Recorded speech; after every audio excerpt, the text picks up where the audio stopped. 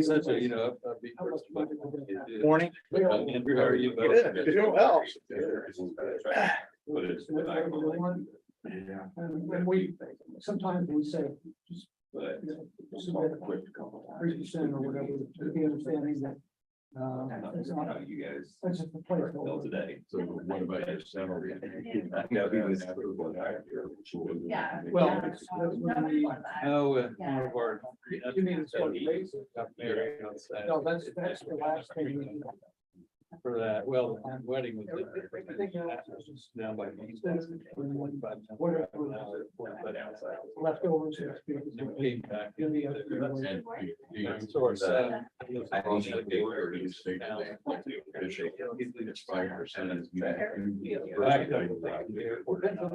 This afternoon. This year, He's going back, so we, you know, our couple's kind of salary. it's called the cost of living. $50 definition. Yeah. It's not good for, he just turned 40. Yeah, he was always. Now.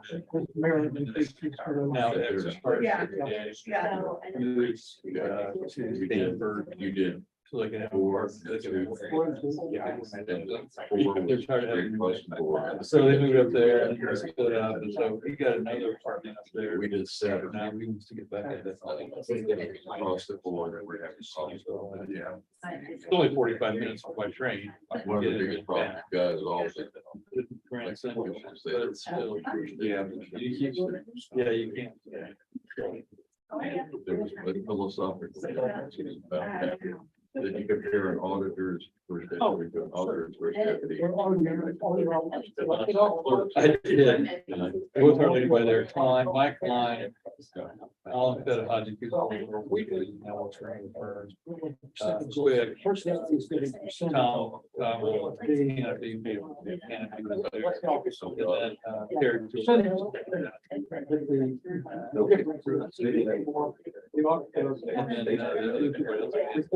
All right, so, you know, Warren made 50,000 and the auditor made 60. And they give them.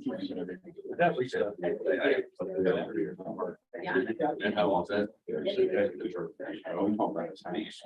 Yeah, it's now. Are you talking about the game? That's what he did. Yeah, I went to that. The same thing. Well, this time, they, you know, they talk a lot. I call you all that. Passed away. His family, his wife was there, or his son, Alan, Junior, Alan the third. So they came up and said something, and the mayor gave a proclamation. Yeah, because all the elected officials. Yeah, I know. Same thought, right? Yeah, well, he'll be asked the question. It'll be good. That'd be good. If people left. That's what it's doing. Yeah, it is. Gotta have leadership allowed. It should be tonight. You know. Yeah. I had to talk about this Sundays.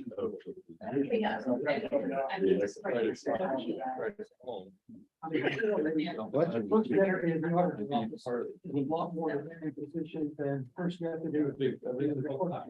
Yeah, and we had, that's a great. You don't want. They act like they're not part of the city. That's a job. And nobody had one. And so, you know, I was there. I was there. When I first got involved. And then when I left, I knew who I was. Yeah, it was spoiled to go from it, and I go to the. If that requires an additional. But see the mayor. Right, no, I could. I know it's a separate. Organization, but it's still, if something goes wrong, Well. the mayor's gonna say, why your bus company? Yeah, not mine. Well, that doesn't really work. Just for me. She did a better position.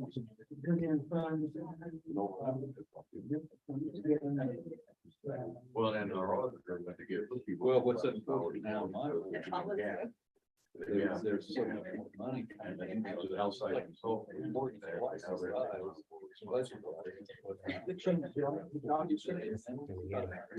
problem with all these. They haven't updated.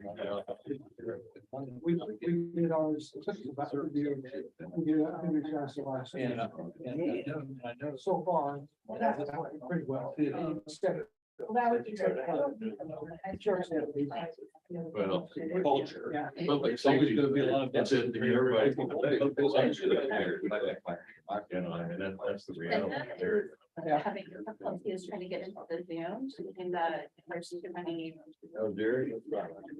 I'm gonna talk to you for a moment after the meeting. I was gonna talk to you too about maintenance, about a maintenance fund. Oh, yeah, I know, right there. Well, I know. that's what I want to ask about. Finance guy pretty well. Yeah.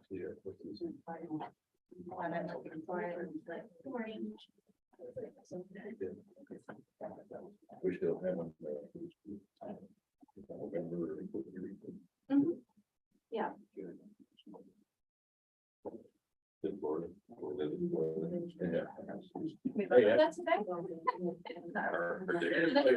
Just there. It's been down here in the 12 bucks. The Dominican. Yeah, for. They'll use the app, Back in the day, we they, used to $5. We get to go to American Structure Point. That is like going to Disney World. Saves us money. Everybody. Need to be coordinated around the chili cook-off next time. Yeah, were you there? No, I didn't get my invite this year. Well, apparently it comes through some like generic one, because I'm on this now. So I told Angie, I was like, last year I was a judge, this year I didn't even get. Well, you know invited. what? I had to be a judge because somebody didn't show up. So you could have done that because judging is like, You see, Nathan, no one wants to do that. last year you didn't judge Greg's chili as the winner, so this year. I've never made it. The hardest part, see, I'd already decided I'm gonna show up. But, I wasn't gonna vote because you get those little tips to vote.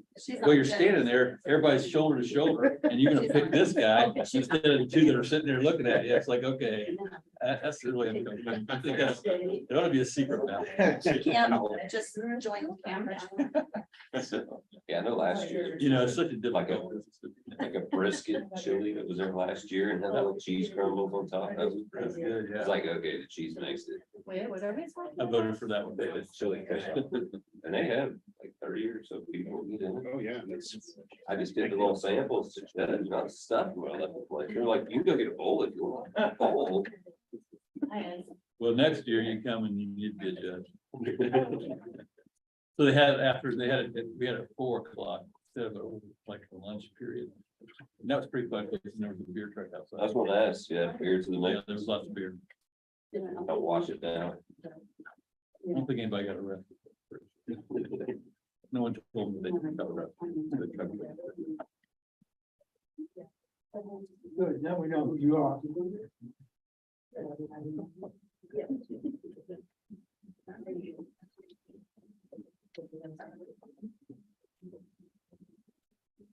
We are ready when you are, sir. I'd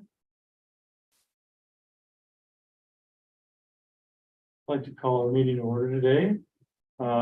First item is introductions. Nathan, you want to start, please? Sure, Nathan Messer, I'm with Boone County and Town of Whitestone. I'm Ann Schuyler with Hancock County. Greg Henneke, City of Indianapolis. Rob Wagner, ATU Local 1070. Sarah Troutman, CIRTA. Philip Roth, American Construction Point Contractor. Andrew Kleinman, City of Indianapolis. Larry Hessen, Hendricks County. Jerry Bridges, Madison County. Ron Deere, Johnson County. Jennifer Gebhardt, CIRTA. Thank you, please. Brandy Smith, I'm with the Resultant Financial Team. Julie Crossley, with the Resultant Financial Team. David Craig with CIRTA. Amanda Meyer, CIRTA. Can we get the lady in the corner? Raven, I'm with Tim Helper, yeah, Bobby. Thank you. Online, Cam Starnes, excluded cities and town of Marion County. Christine, Hi, Christine Altman, Hampton County. You're gonna have to text me for votes because I'm on 2 meetings. Sorry. Katie, Katie Jurenka, Transpro. Steve. Jamie? Hi, Jamie Johnson with the Plainfield Economic Improvement District. Linda? Hi, Cinda Kelly. I too am doing two different things, multitasking today. So I'll be silent. And David? David Johnson, Transpro Consulting. Good morning. Have we missed anybody? If not, next item of business is consent agenda. Everybody's looked at it, and normally we just do, Would you like me to do a roll call? yes, Like, please. okay. So, It's a good quorum, but. Yep. So, gonna do a quick roll call vote, or not Well, vote, but need to attendance, see the please. motion, Jen. Okay, We I have a moved, motion she was for doing, consent. I moved, just Nate? attendance, she was doing a roll call for attendance. Okay, sorry, Jen. yeah, Thank you. Christine Altman.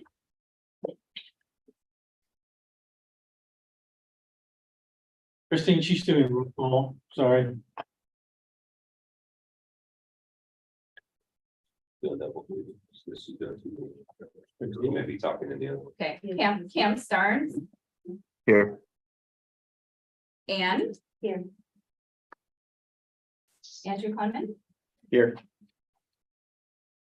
Dr. Gabe Boflat. Rob. Here. Larry Hudson, Here. Don Adams.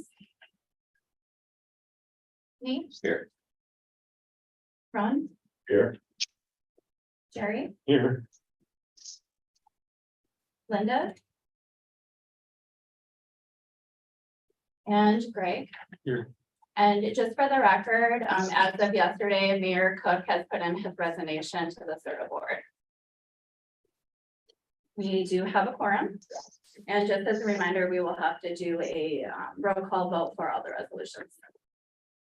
The first item up is the consent agenda, which is resolution 2023 10 17 01. Do we have a motion of approval?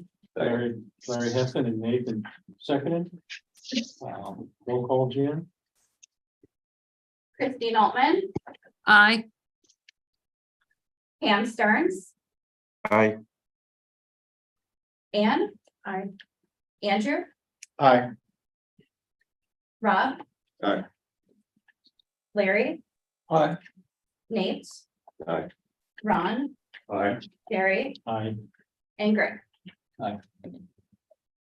Motion's carried.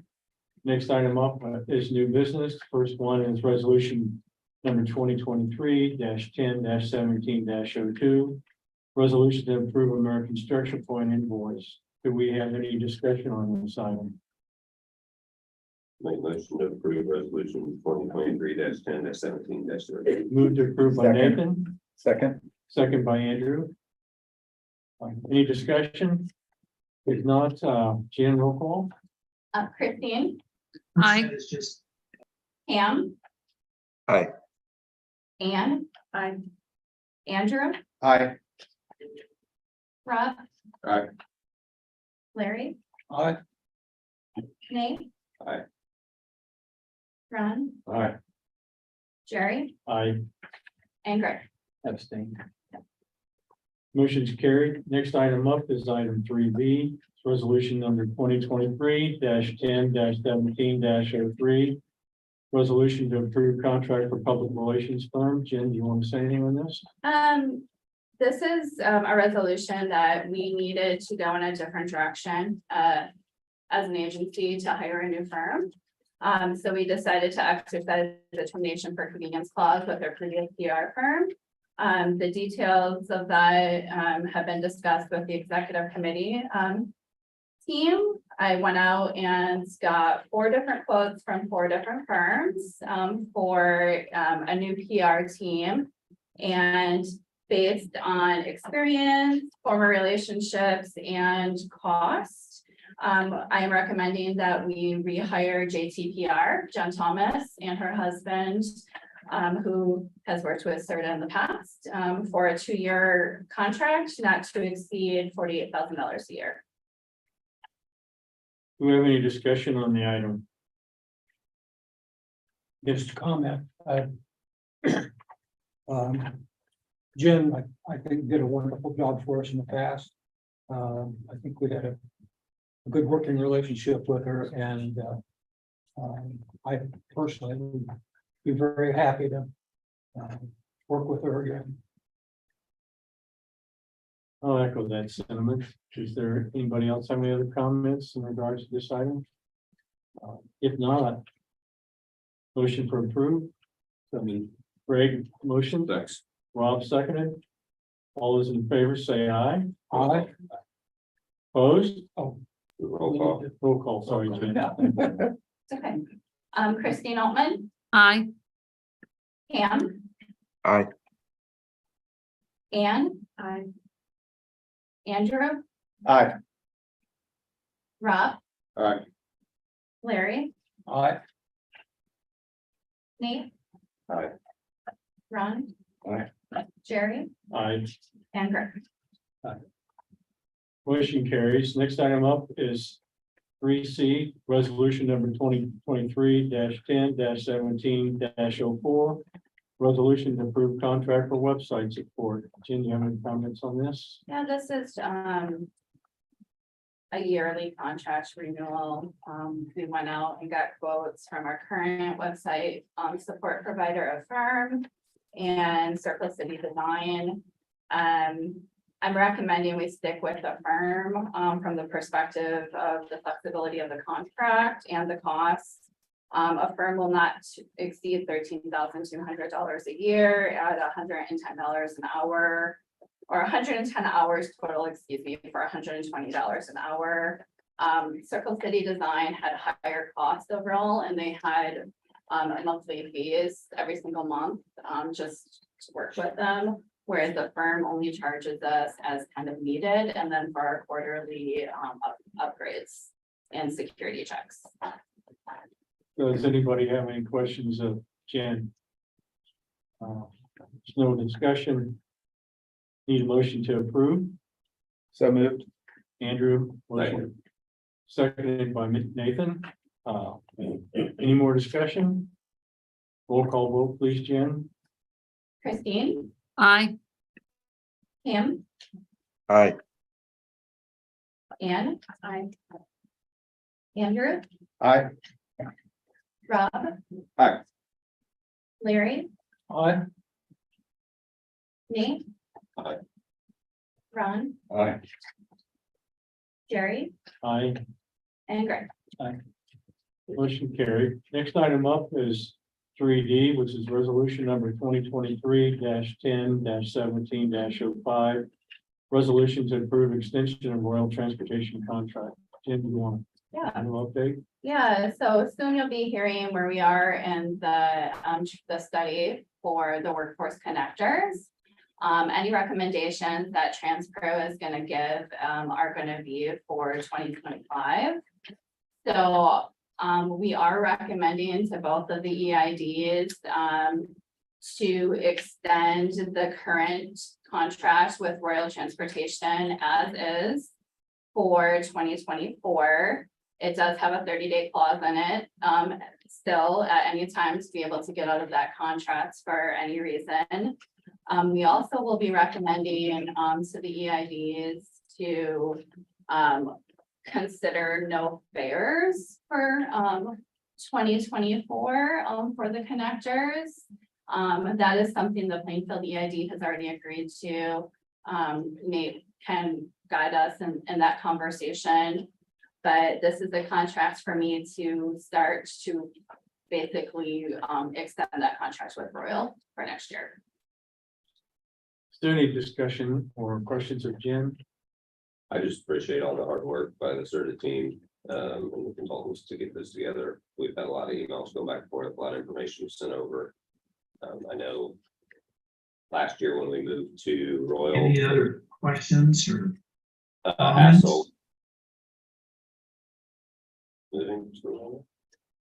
Delay a little bit again. To delay to, the issue with Royal and the cost increases, Eugene's done great, and then just to kind of maintain that for another year without hitting another major wall was great, so. Yeah, I can share. questions of Jen or Nathan? If not, I need a motion for adoption. So moved. Larry, we have a second? Second. Second by Andrew. Any other discussions? Jen, roll call? Christine Altman, Aye. Pam. Aye. Anne. Andrew, Aye. Rob, Aye. Larry, Aye. Nate. Aye. Ron, Aye. Jerry, Aye. and Greg. Motion carried. Next item up is number 4, presentation by result 2024 draft budget and financial team. Yeah, so, Sarah's gonna get it up on the screen here, so. The financial team and I, thank you, Brandy, for, and Julie, but and team, we've been working hard at trying to make sure we're presenting a budget, to you guys that was in the positive, first of all, and, still, met all the needs of the agency, and I'm very happy with where we got with it. There you go. Right now, I think the major changes, a couple key takeaway points, and then I'll let you guys kind of key in if you have anything else you want, anything, I guess, or anything to add. So the budget is some big differences, I guess. We decided because of the transition from CMAQ funding to the MPO in 2025, we would cut our advertising budget by by $200,000. Just to be very, very conservative, to make sure we had enough money to get us through the year, and then we would then continue to ask for the full amount moving forward. We also, this budget has a 3% COLA increase for staff as well. I'm trying to think about any other major insurance for healthcare was an 8.3% increase with no changes. So CIRTA currently renews our healthcare plan in December of every single year. And as much as I hate that for a budgetary perspective, it actually worked out well in our favor this year, because those that are renewing in January are seeing 12 to 13% increases for 2024, where we are able to lock in that 2023 rates. So that was a nice benefit. And anything else you guys would add, or? No, I mean, you did about every point that I was gonna say. I mean, with the reduced revenue that we're expected, I mean, the advertising was the biggest adjustment. There was a few adjustments just based on prior year, that we, decreased some of the expense, but it wasn't like significant. But I mean, being in the black, we're What will we, positive. what will we not do in advertising that we do now? Maybe a few less radio ads. That's the biggest part of our budget. Yeah, Media buys. media buys. I mean, it's expensive, and the paying for it in today's market is tough. We just went through all this study with our tourism council in Boone County, and we were spending hundreds of thousands a year on billboards and TV media and the bang versus some of the other outlets. Yeah. I mean, I have to be honest, Amanda and I talked about it, and we're looking forward to the opportunity to see what we can do with the budget that we have. Like, does that make sense? Like, just to see how it would, it's an experiment for us. Like, I'm not losing sleep over it for sure. We're excited to see what we can do with it. And then if we can get the money back into the budget in the future, we will. Well, isn't the biggest difference really between this coming year and the year we're in and the year before is the services for interconnect, and we're getting that covered by some federal help to make sure that still works. Yeah, it's always been covered by federal health, and I think that the biggest thing, I mean, our partner contributions are trending pretty close to what I estimated. I mean, obviously, we still would like to see those, you know, be increased, of course, for our operation, but overall, I think we're doing fine, and like considering the 10 years I've worked here and looking at the cash balance worksheet. So I think, you know, we're doing well, and yeah, I mean, CMAQ has always been funded through federal dollars and shall be in the future. We've been awarded 2026. We're working on the 2027 ask for the call projects right now. Any other questions about the draft budget? For everybody to note, this is the draft and this will come back to us in This will come December. back to in December, and December is 100% in-person meeting because of this baby right here, so please be present. It will be in Plainfield. Okay. Yeah. Just give everybody a heads up, the importance of that meeting. Because that deals with almost any time in the budget approval. December 12th. Is that the same place Plainfield we were at before? That is correct. It's the Maiden Plainfield building. You may have any questions of Jen or the financial team.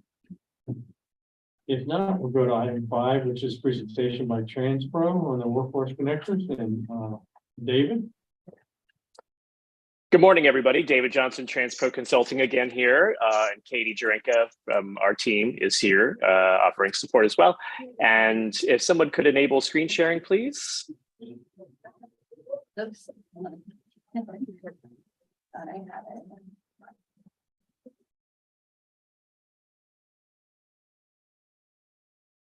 It should be up.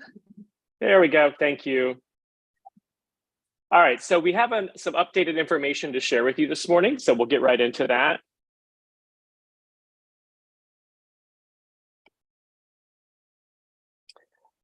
Can everybody, oh, how do I pause this again? There we go. Keep doing that. Sorry about that. There we go. All right, so just a quick reminder, we were hired in April of this year to assess the commuter services called the Workforce Connectors, again, funded primarily by the EIDs in Plainfield and Whitestown. The goal of these services is to connect workers throughout central Indiana with jobs in each of those two communities with connections to the existing bus network. So our presentation this morning is to provide you with an update on the current service and really about the new service concept that we're still in draft with. So a little update on our outreach efforts. We did present to the Plainfield EID board earlier this month and got a little bit more feedback than we had previously about the cost of what we were proposing. So we added a study goal to address that specifically to make sure that we were heeding the direction from our key stakeholders. So keeping EID costs low is now one of our study goals.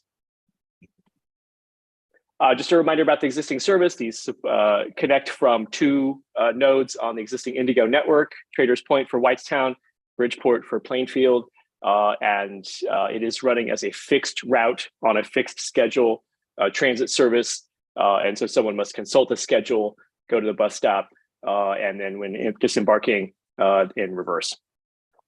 And stopping at all bus stops, and then the express runs in the morning, which are the most heavily used of all both services. And you know, 1 vehicle for each route, up to 24 passengers seated, and then the $1 fare. And we're of course talking about suspending that as a promotion for the next calendar year. The existing service area showing the existing bus stops, probably pretty familiar with this. And now our revised recommendation, which is continuing to propose a demand response solution. So that is trips being requested rather than the customers going, consulting a schedule and then going to a bus stop at a scheduled time on a fixed schedule on a fixed route. So the vehicle and the schedule would reflect the demand of the trip requests for the day or for the hour or for the vehicle. So comparing this to a couple of other options that we didn't put in front of you previously, because we didn't think that they would be very effective or too expensive for what the EIDs were doing. So the first one is subsidizing taxi or rideshare trips, or TNCs, if you'd like, transportation network companies, basically Uber and Lyft. We try not to say those words as often as we are. So you would provide a complete or partial subsidy of a taxi or ride sharing trip from home, which is an important distinction here. A lot of services that provide, a lot of agencies that provide subsidies for ride sharing or taxis, unless it's paratransit, which this is not, that's not what this is, where we're not helping people with disabilities or people who are elderly exclusively. This is general public transportation. So the goal was to get them from home. And again, that was addressing the study goal of reducing travel time, which it would do, absolutely. It would be the fastest way to get someone to work. But it's also the most expensive because you've got one car and one driver dedicated to one person. And when that trip is over, there's deadhead. So that person's time isn't just dedicated to the person's trip from home to work. It's back to wherever the next trip is, because there's no paying passenger on board or paying agency. So it would improve job access because you could essentially design it to go to every single employer or every single employee's home if you desired. That ends up being a bit of a challenge, and I'll get to that in a moment. It is also curb to curb, like the other options we've been discussing, as opposed to fixed route where the passenger walks to the bus stop and to the final destination after getting off the bus. The trip would be variable. Trip cost would be highly variable. So if you were to just open up your phone and open up the Uber app and go from any point in Northeast Indianapolis to, like, say, the Amazon distribution center or the Kohl's distribution center in Plainfield, it would be a very high fare. And Uber and Lyft and taxi companies aren't necessarily in the business of losing money, although they have, but they do want to recoup all of their operational costs from the fare, as opposed to the way public transit operates, where there's a public subsidy. And so you would probably be looking at between 25 to 80, possibly more, just as the core cost for a one-way trip within the central Indiana region, unless you put geographic constraints on it or other constraints, time of day, who would be eligible, specific employers, and even within that, you could make additional eligibility decisions. But that would be something you would need to do because opening it up would be a bit of a budget buster. And so moving into, there is some potential for pooling trips, of course. Uber has tried this in multiple markets. Uber Pool is exactly what it's called, but they don't do it just in any market. There has to be enough density. And so with no density, there would need to be a subsidy. So if you wanted to pursue pool trips as a way to reduce the per trip cost, you would need to encourage that on the front end. The administrative burden, again, I mentioned that, determining eligible customers and trip types. Obviously, work trips would be preferred here to and from, but then you'd have to deal with days of the week, how many people, the size of the program, and then what level of subsidy you would be providing. So it is an excellent idea on paper, but the devil's in the details with determining eligibility and controlling costs on a per trip basis and on a total basis. There's also risk of demand exceeding the allocated budget as a result of that. Then also it was suggested that we evaluate the existing Commuter Connect van pool program or something like it. So van pool, as you know, because CIRTA operates this today, 5 to 15 people with a volunteer driver member. And this is from home to the destination, in this case, work. It would definitely improve travel time. There's a little bit of a deficit from a taxi trip because you're multiple people pooling and they have to all arrive and kind of get somewhere together, a little bit of organization. Advanced registration, it is the most expensive service to provide because you are essentially not staffing it. It's a volunteer driven service. And that's kind of regulated if you're going to leverage any sort of federal assistance there. And also CIRTA's existing vendor has some restrictions there. And so cost really comes down to mileage and fuel. As I mentioned, it does require a lot of coordination. We have seen Vanpool not work in this context where you're going to relatively low wage warehouse shift work. It is harder for those employees to self-organize. And so usually what has to happen, and we've seen this actually work, is that the company, the employer, takes the lead in organizing and perhaps even provides the driver and possibly even the vehicle.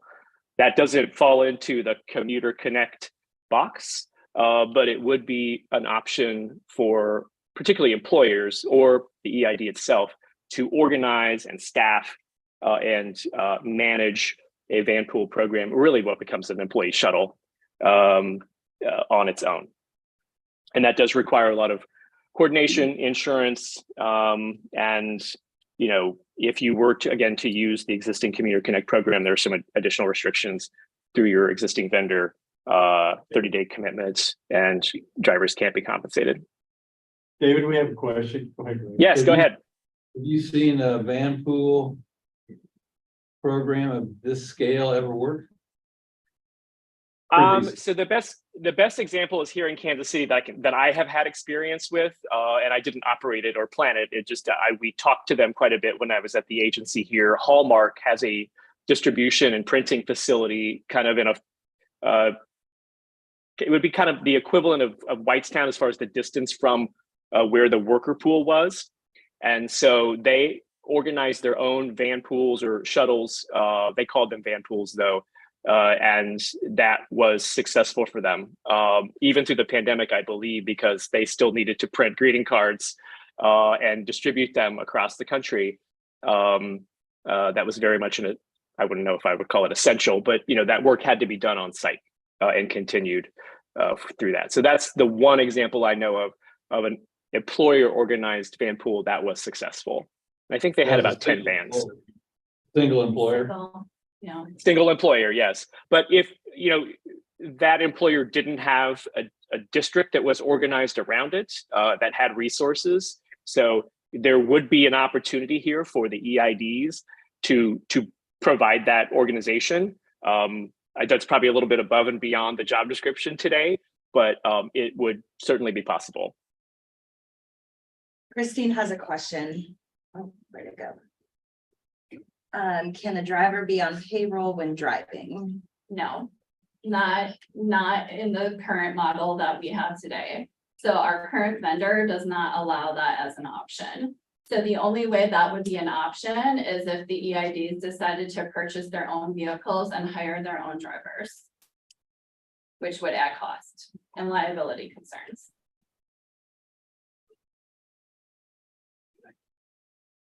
All right, any other questions before I move on to demand response to compare that? It's a lot of new information and thought there. So if you think of any other questions, don't hesitate to interrupt again. Happy to go back and cover this again, because this is new information and kind of a new thought as part of the project here. So moving on to demand response, again, that's the non-fixed route flexible service that's based on the customer requesting the trip. It is organized by the transit agency as a result of those trip requests. And so there's very little for anybody else to do, because you would be investing in software that would handle that. There are software programs for the other two options we presented, but as far as the sort of top organizational level work, you would need to do that. Someone would need to do that. So again, with this, we are improving travel time, especially with that second vehicle. And you could apply a second vehicle to the existing service and also improve travel time with more express trips. But that is sort of the key sort of geometric issue here, is that the distance between the EID district and the place where you would pick up the most passengers, which would be downtown, rather than the edge of the network with a low frequency bus connection, is just too far to make in one loop with one vehicle. But we would again propose that the demand response service also be free, again, to induce ridership, labeling that as a promotion, of course, to start just to make sure demand doesn't exceed capacity.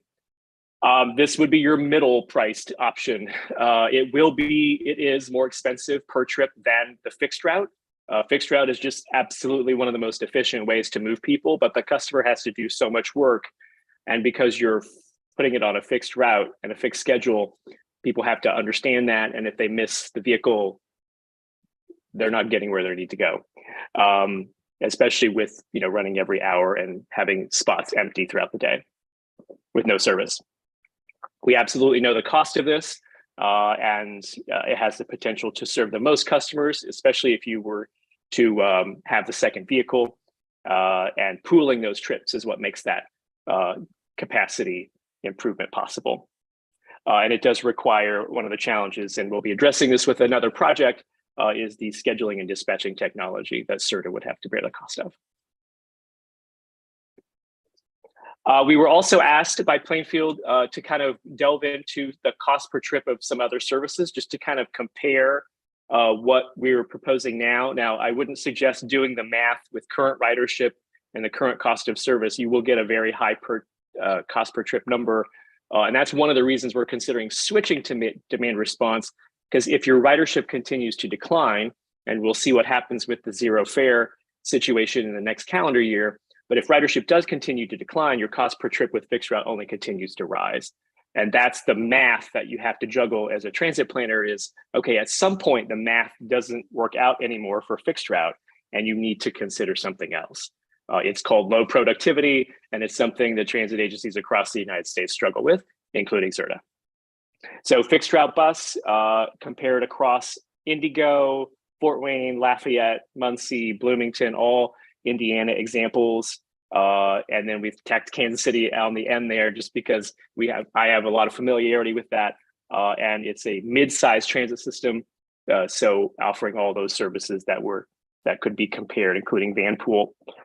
A little struggle to get data on TNC or ride sharing cost per trip, but you'll see the Indigo pilot, which I'm sure many of the room may not say is the most successful or best example to use, but it was Indiana and local. So we threw that in there, $41 and $42 a trip. And you can see the delta between van pool and TNC and demand response there, and the variations with fixed route bus. And we will note that some of those college towns, Bloomington and Lafayette, gets additional subsidies from university contracts to help further lower the cost of service. And I'd be happy to let you just stew on this for a minute or ask any questions. I have a question. Any idea why the cost for the fixed route bus for Indianapolis is so much higher than, for instance, Kansas City? I don't know. So we based this on National Transit Database. So in lieu of going to every agency, which is super time consuming, and you wouldn't want to pay us to do that because the data is pretty handy through that federal database. Behind the scenes of each agency's calculation is a little bit of a black box. So if somebody from who knows a lot more about Indigo than we do would be willing to convey that. Sometimes agencies put different factors in their what's called the direct cost. So oftentimes at minimum, it's labor, fuel, and tires, the wear and tear items plus labor. And then beyond that, people may consider adding additional overhead items that really you have to have if you're operating public transit, like the cost of labor management, supervisories, road supervisors, things like that, that go a little bit technology above and beyond just the strict vehicle and the labor. So the short answer is I don't know. Does Kansas City have a higher ridership than Indigo? Yeah, it's important to note in 2021, Kansas City was zero fare. And one thing that everybody can tell you about zero fare is that it will induce a ridership increase, for sure. People, even at $1.50, which was what the fare was in Kansas City before it was zeroed out with additional subsidy, was still a challenge, especially if you're not able to pay for the a la carte pass, which was $50 a month, where you have unlimited travel. If you were economically challenged enough that you can't afford the $50 a month to pay in advance, then you're paying $1.50 for each trip times 5. That adds up, and especially if you're making below $20 an hour. So ridership is the key there. Fares wouldn't make that much difference, but it would induce more use. So for example, and this is a great question, because it's going to lead into sort of the ultimate decision, which is what do we do with, the following year after you extend the Royal contract? If we see in 2024 the ridership just goes through the roof, that was one of the goals of the study, was to induce ridership, avoid the empty bus, get more EID workers on the service to make it useful and more efficient, and to make the value for the EID stronger. So if we see a dramatic increase in ridership and you see a cost per trip coming in down into the single digits, you may want to say, maybe we don't do demand response, because we know regardless of how many people use demand response, that per trip cost is going to be higher than $5, $8, $10 per trip.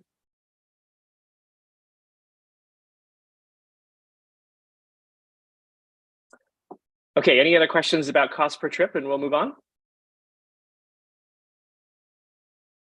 All right, so again, our draft recommendation remains demand response.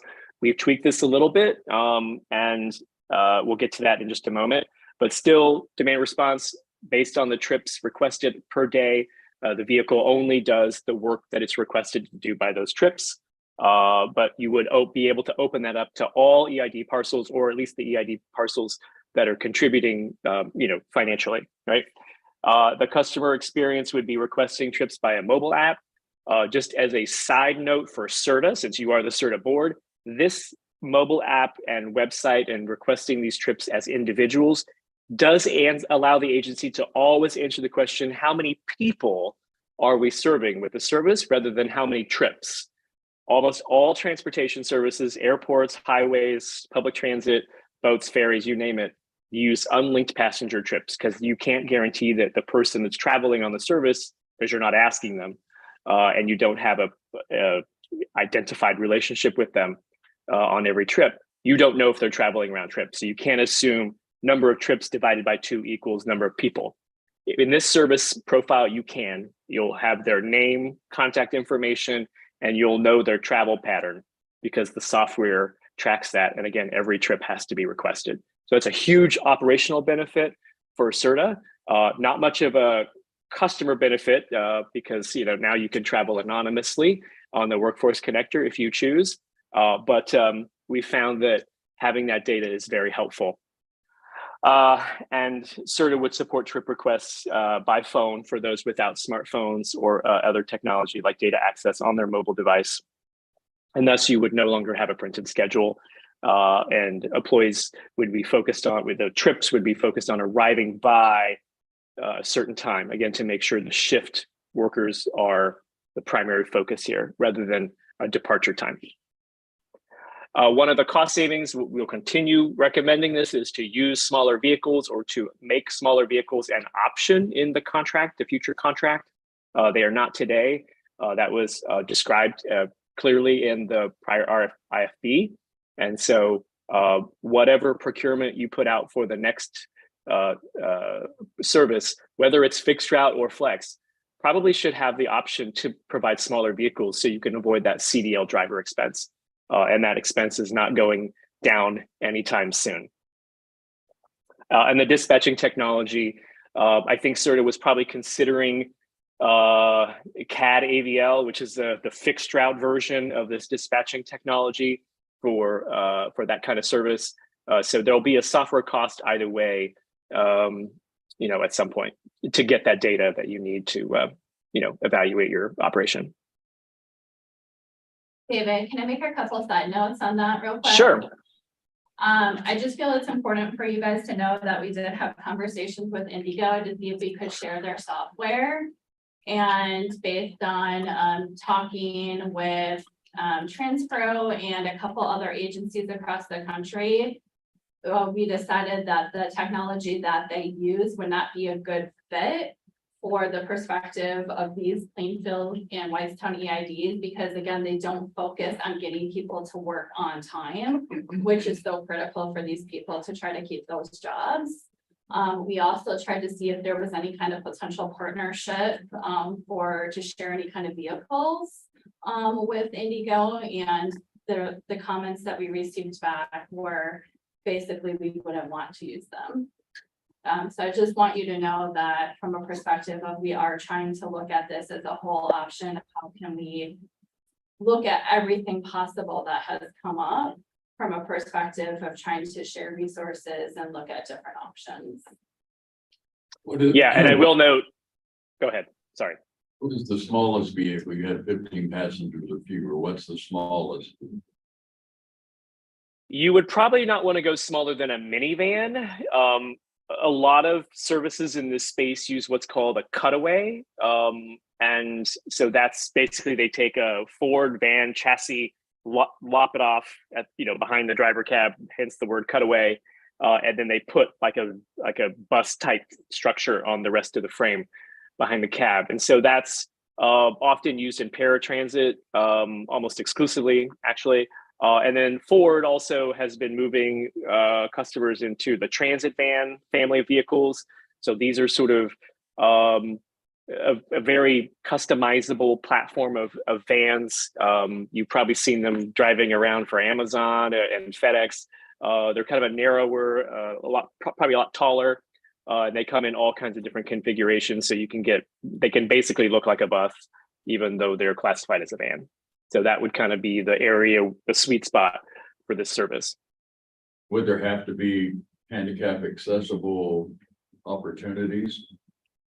Yeah, so if you were only operating one vehicle, you would want to make sure that vehicle is fully accessible. And at this point in time, that means a ramp rather than a lift.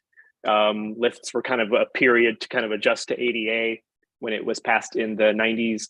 But now everyone's doing ramps because it's just so much easier to load passengers in mobility devices. And that's what you would be doing if you had one vehicle. If you had two vehicles, it is possible that one of them could be accessible and the other one wouldn't have to be. You would just need to make sure that whoever is requesting an accessible trip and these demand response platforms allow someone to select, I have a wheelchair, I need, I can't walk up steps. As part of their trip request, then you would know, okay, send the wheelchair accessible vehicle to passenger A, B, and C, and then the non-wheelchair accessible vehicle can go to passengers D, E, and F. But ideally, they would both be accessible. All right, well, I won't recap this slide because we've used this often and I think everybody's pretty familiar with it, but basically customers make the trip request as opposed to consulting a schedule and walking to the bus stop. Vehicle goes only where asked and the technology takes care of the rest. So we are recommending still that we try to serve downtown more frequently. So again, this does require a second vehicle. We've looked at it. You're welcome to drive it yourself and see how long it takes you to get from downtown to the edge of each district. It will probably take you at least 20 to 25 minutes, maybe longer, depending on traffic. So because you have to build that into sort of the maximum amount of time into the work you're planning for the service, it just doesn't work to have one vehicle try to serve downtown more than once a day. And that's that first trip where it could start its day at the downtown transit center rather than have to go back and forth and not be able to go anywhere else in the EID, which is kind of defeats the purpose. So we are proposing that the vehicle still circulate within the EID only where it's requested to go. So it would not continue to stop at every single bus stop unless it were requested either as a pickup or a drop off. And we're still evaluating the connection at 38th Street now that we're focusing more on cost.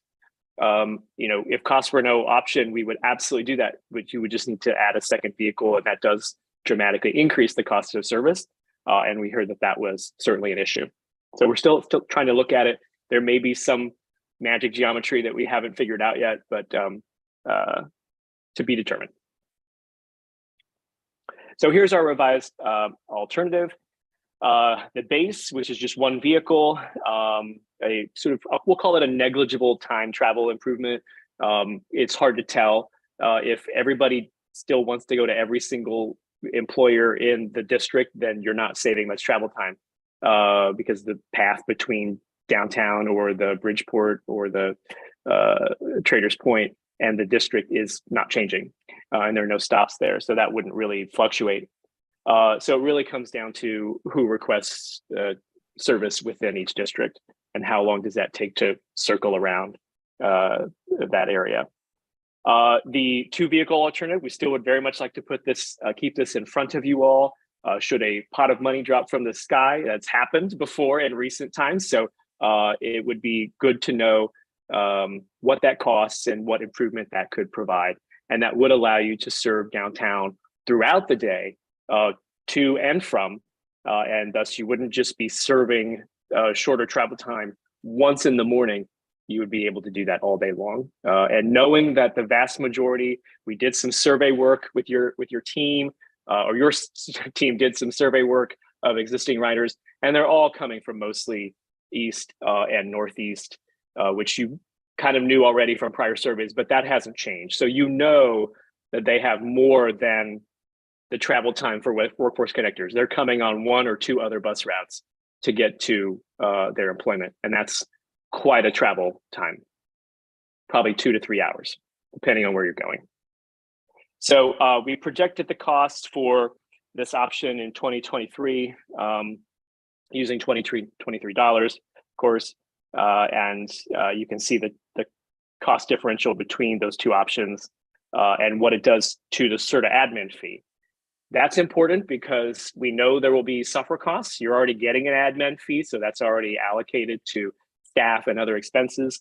So the increase in service would allow you to basically leverage the workforce connectors for the software that it's needed to power the demand response option. And there's your total cost kind of showing the escalation from the current expense. So we do have a little bit of cost savings that's coming from the smaller vehicle, and keeping the transfer points where they are. Any questions? There is a question. Are the costs in front of us? Can you explain them? Is this for each service? This is a combined. Okay. So this is combined. So we're presenting to the CIRTA board. So yeah, Katie, would you step in and kind of explain how it would break down if you were looking at just one district? Sure. So yeah, this is combined. So for the base recommendation, the projected vendor cost is $670,000. So just dividing that in half, and then also adding half of the CIRTA admin fee. That would be the total for a single EID. So they're the same. So they would be exactly the same, the two pricing, because now there's a difference between them just because the hours and the times we're running. So is this putting us both on the same schedule? Yes.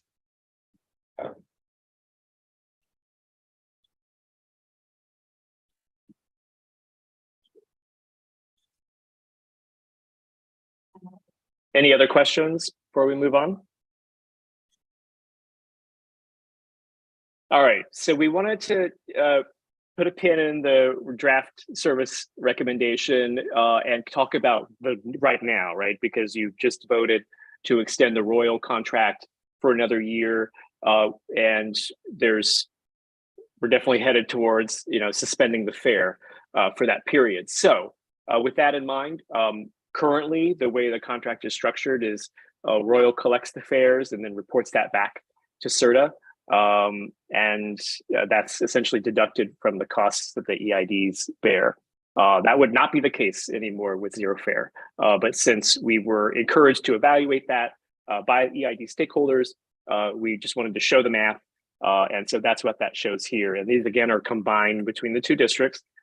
So what was budgeted for this year and what would be projected for 2024 combined again for the vendor costs, the CIRTA admin fee, and then whatever federal funding is being supplemented with either service.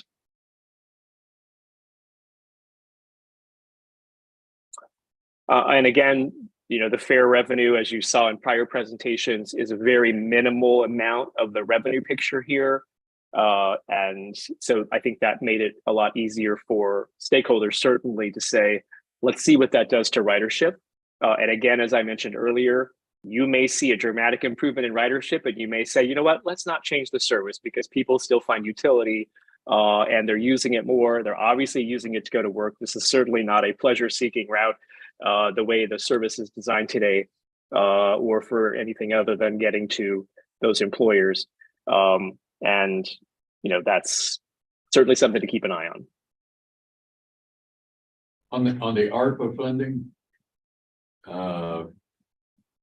PMTF, the ARPA and the PMTF are separate funds, correct? Yes, So the ARPA will be going away that is correct. in 20.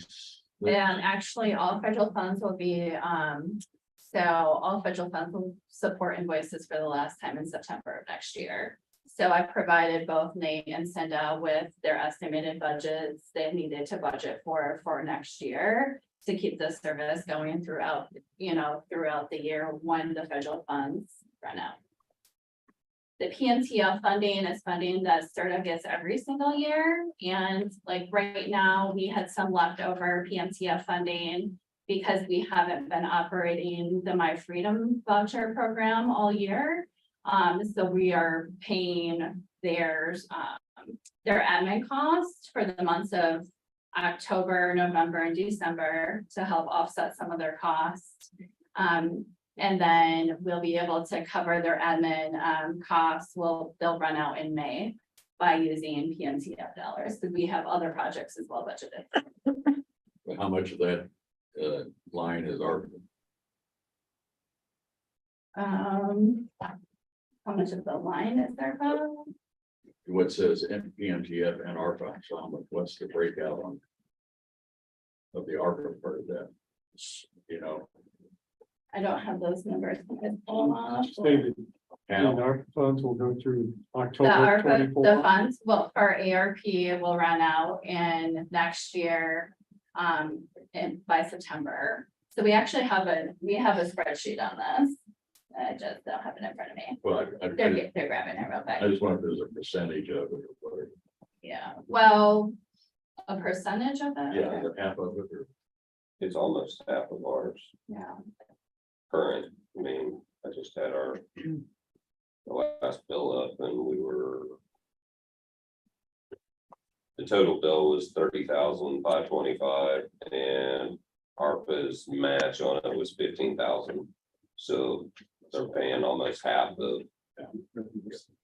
Yeah. that, which will go away, but I mean, funding wise, I think the intent of the ARPA was to get it stabilized enough where we could afford. We project in 24, there'll be enough revenue. We could do it without the ARPA funds. The ARPA funds will help because those will still pay in next year. Money will go into capital or into just reserve. Because right now we were having trouble since taxes come every 6 months, our bill from CIRTA comes every month. Is we need to have at least 6 months of reserve back to be able to make payments. So it's building that reserve up. We're getting to the point where I think we're there. We had to borrow money from RDC. We paid RDC back now to have that advanced cash.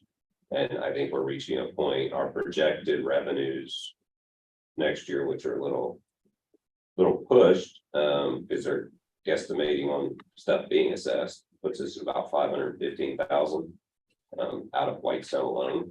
And if you look half, I mean, it's like I said, ours is 30,000 a month. We should be able to sustain ours regardless next year without ARPA funds. So the 10 months of ARPA funds we do get next year will just help build that cash reserve to where if we move forward, we're able to cover, because we moved the new plan. We've got to have 250,000 in cash reserves. At least to make payments until our next disbursement comes in from the county. Should be nine months, isn't it? It's through September. Because is it there's somewhere in the spreadsheet? I guess it's, well, the ARPA. Yeah. Yeah, September. It's about half of that balance. Yeah, so basically it would like support the invoice through the month of September the last time. Yeah, I think from Whitestone, then we could. Afford any of those, obviously would have our FA financial analysts really look at it to make sure we're covered. Because a lot of it's projections, and then as we even talked with lobbying next year to be able to expand the ID. The one district, for example, has got 500 million sitting in it. We add it in, it would add a sizable amount to the ID. So when are you going to expand the ID? We're working on trying to get legislation Well, to be able to. okay, even if that happens though, If that gets approved next year, depending on the stops they put in, it'd probably be 25 before it would take Right, effect. because Which would be the year that this would come into play. okay, And that would be part of our selling factor, is using this new service to take to those businesses and say, hey, we're now going with this on-demand service. Here's the benefits of it. If you would like to join EID, then you're eligible to take advantage of this. If not, you don't get bus service. And Oh. But even if it's gonna be May of 2025 before you'll get first collections from the expanded EID. it would, but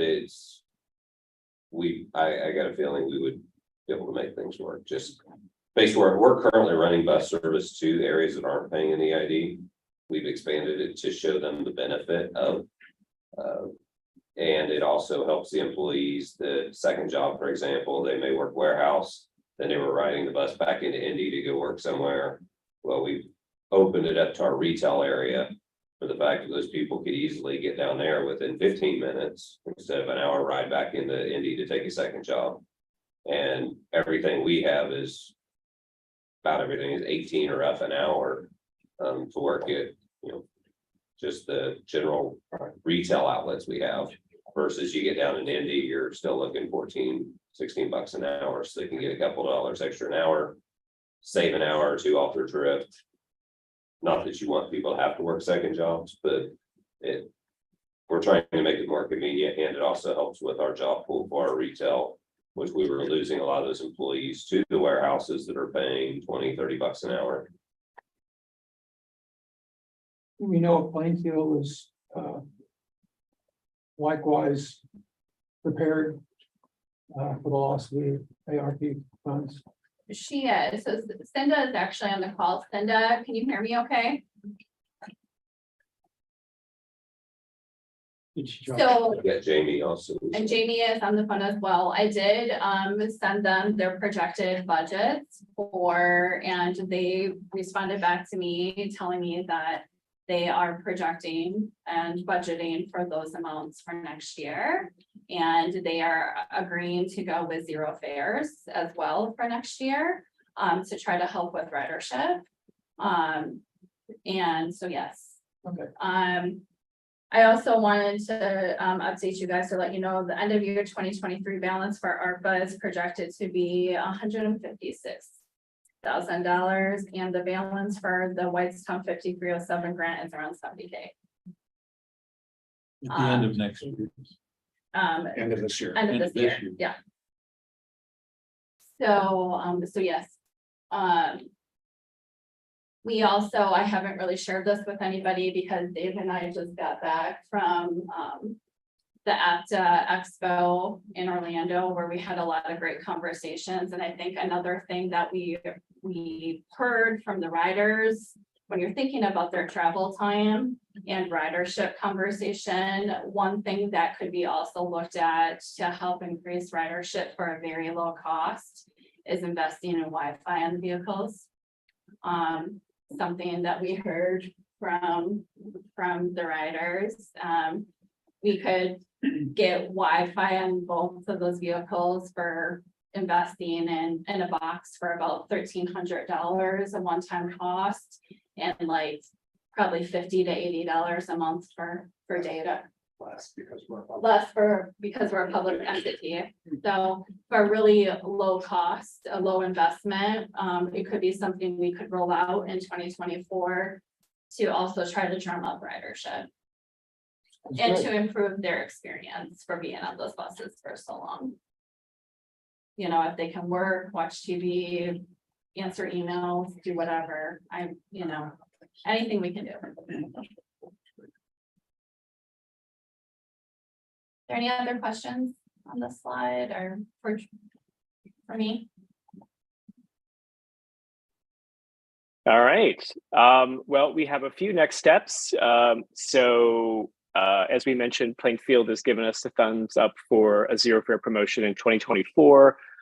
We need to confirm that with Nate and his stakeholders, and then meet with both to evaluate fleet opportunities for 2025 and beyond. So we've had that on our to-do list, and so now we've got some time to really double down and make sure we understand what each community's interests and capabilities are and what that does to the cost of service.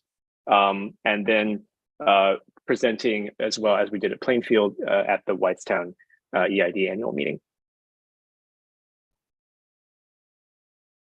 And that concludes our presentation. Any additional questions? Any other questions of David or Jen? David, thank you very much. Can you see Thank you all. to it, you make your latest presentation available so that Jen can send it out to the board? Thank you much. Absolutely. All right. Next item up is item 6, presentation by Karen Brooks with the My Freedom program relaunch. Yeah, so Karen, unfortunately is not able to be here today with us today due to a death in her family. So I've asked Dave and Philip to kind of do the presentation. I asked Philip to kind of step in as much as Dave can. Dave is gonna give the presentation, but I was hoping to kind of start out with Philip giving some history, just as a reminder behind the program for everybody, why it kind of paused now that we're back, what maybe some of the key differences are, and I can chime in as well.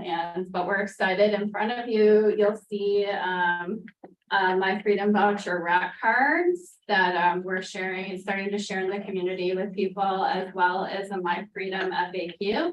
And I'll have more to talk on that after the presentation as well. Philip, do you want to just share with us a little bit about how the program got started?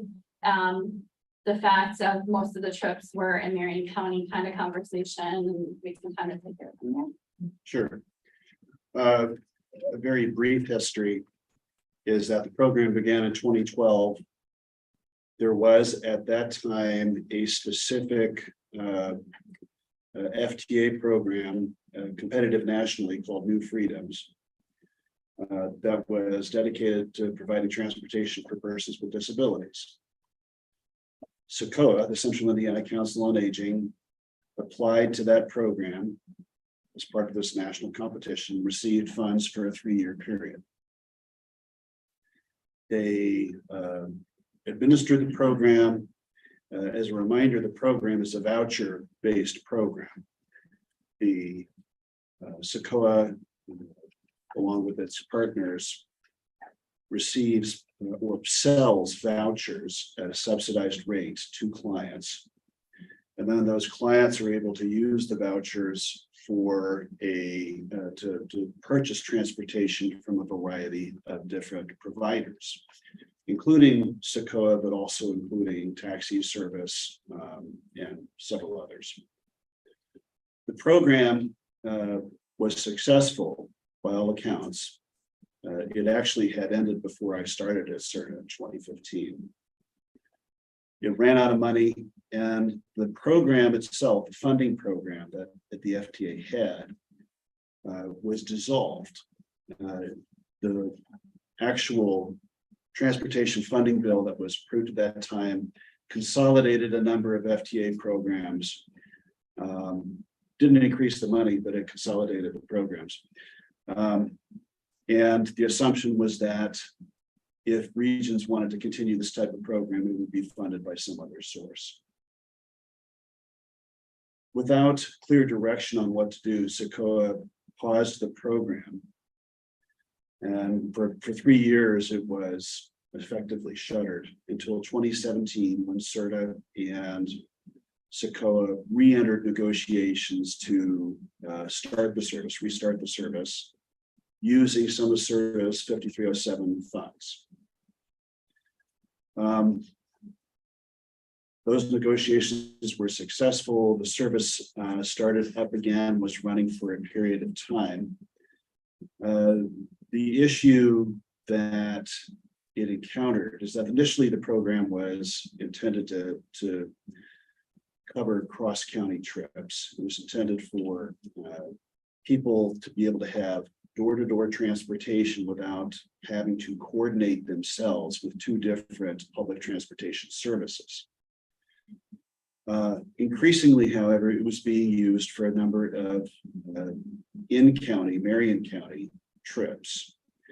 And since Indigo has a degree of control over CIRTA's 5307 funds allocation, Indigo became increasingly concerned that we were offering a competitive service to them.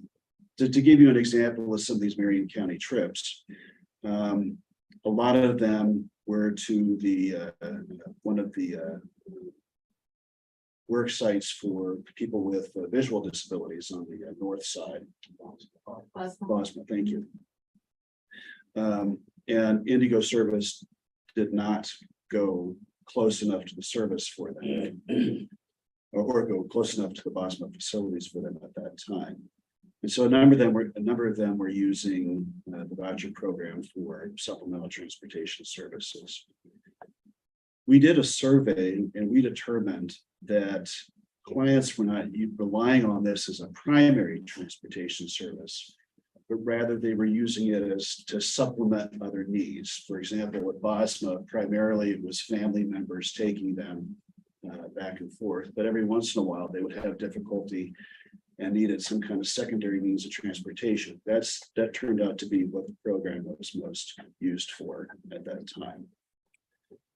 Nevertheless, the problems with getting the 5307 funding and getting it approved eventually led to the closure of the program. What would that have been, 2019, 2020? 2020. Okay.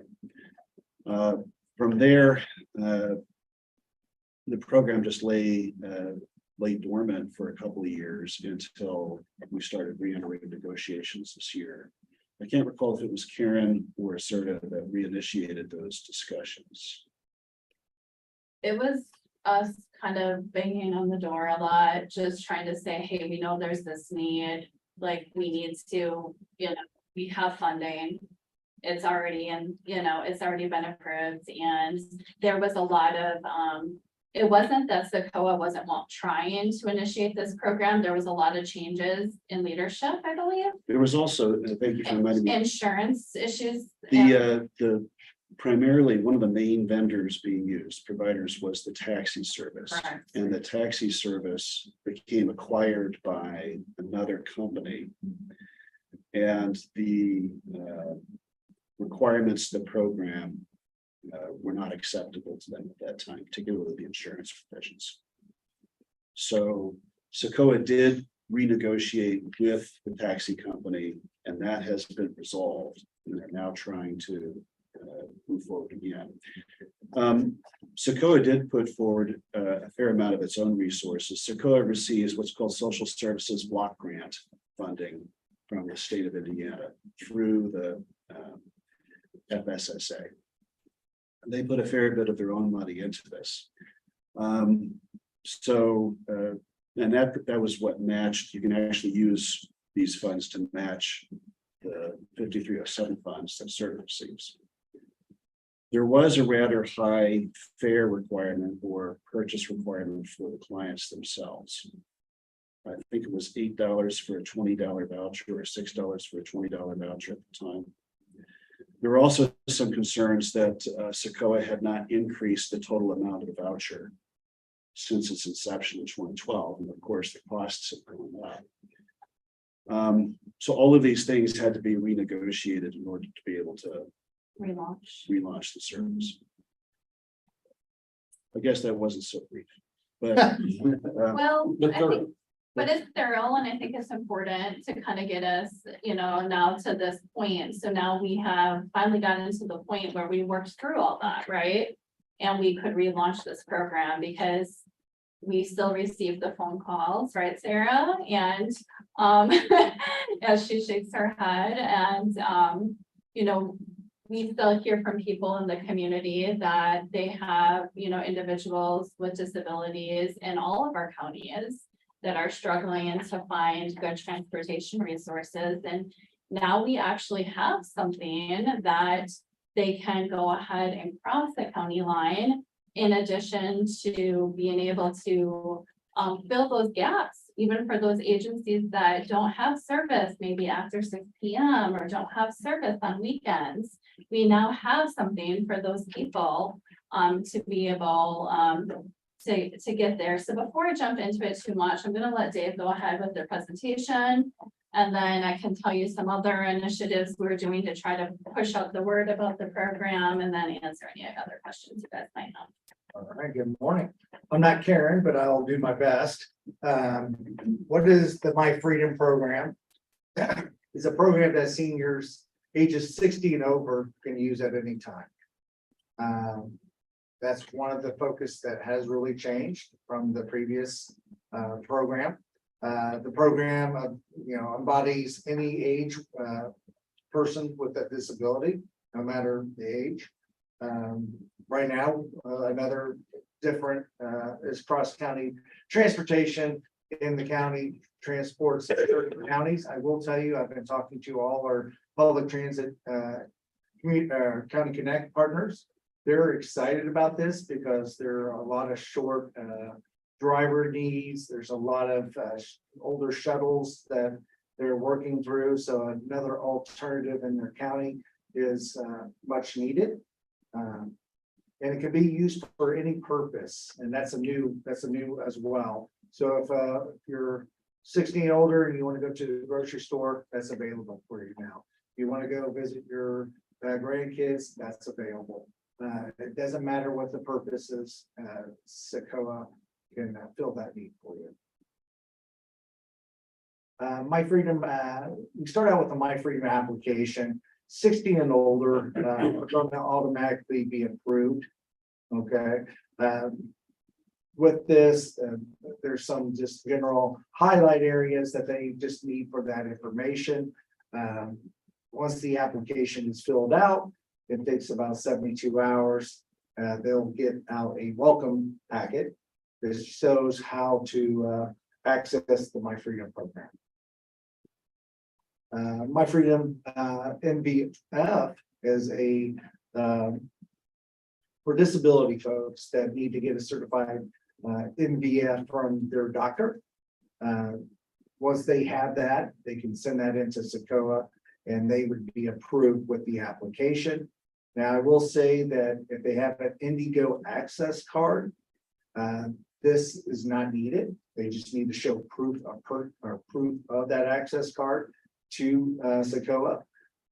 But what we were talking about with CIRTA, my suggestion is, and our suggestion with CIRTA, is to go ahead and do that MVF first before you do the application, and that way it's all together submitted to Secoa. Dave, can I ask a question? Yep. On the last slide, I saw there was an income. There's no income. There's no income verification or But requirement. it tells you, okay, so it asks you, but Yeah. anybody, I mean, I could do it. I Yeah, could get- so I could get one today. anybody that age 60 or older can, in any of the counties that CIRTA works with, can participate in this.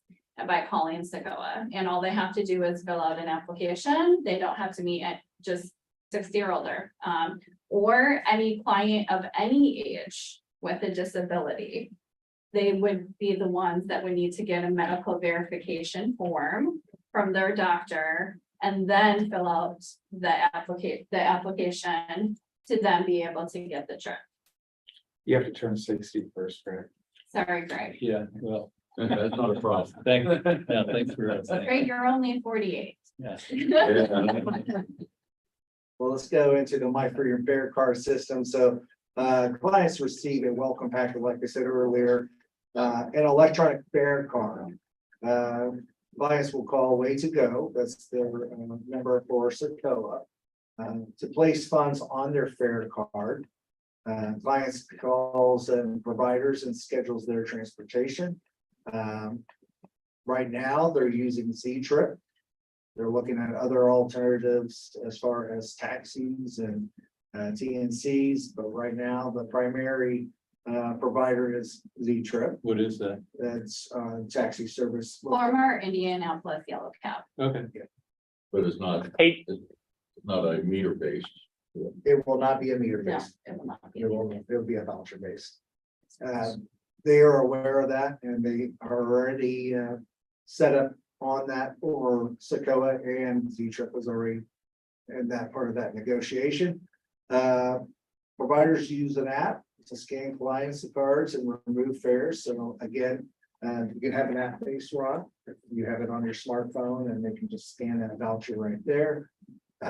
Client transportation is provided, so meaning there will find a need to get up there. Right now, SACOA has 13 shuttles themselves that are operating within all of our counties. I talked to Karen yesterday. Right now, they're receiving a lot of applications. Nothing has been booked because they're just trying to vet those applications, get that in. So you can call them if you want them, or you can call a cab.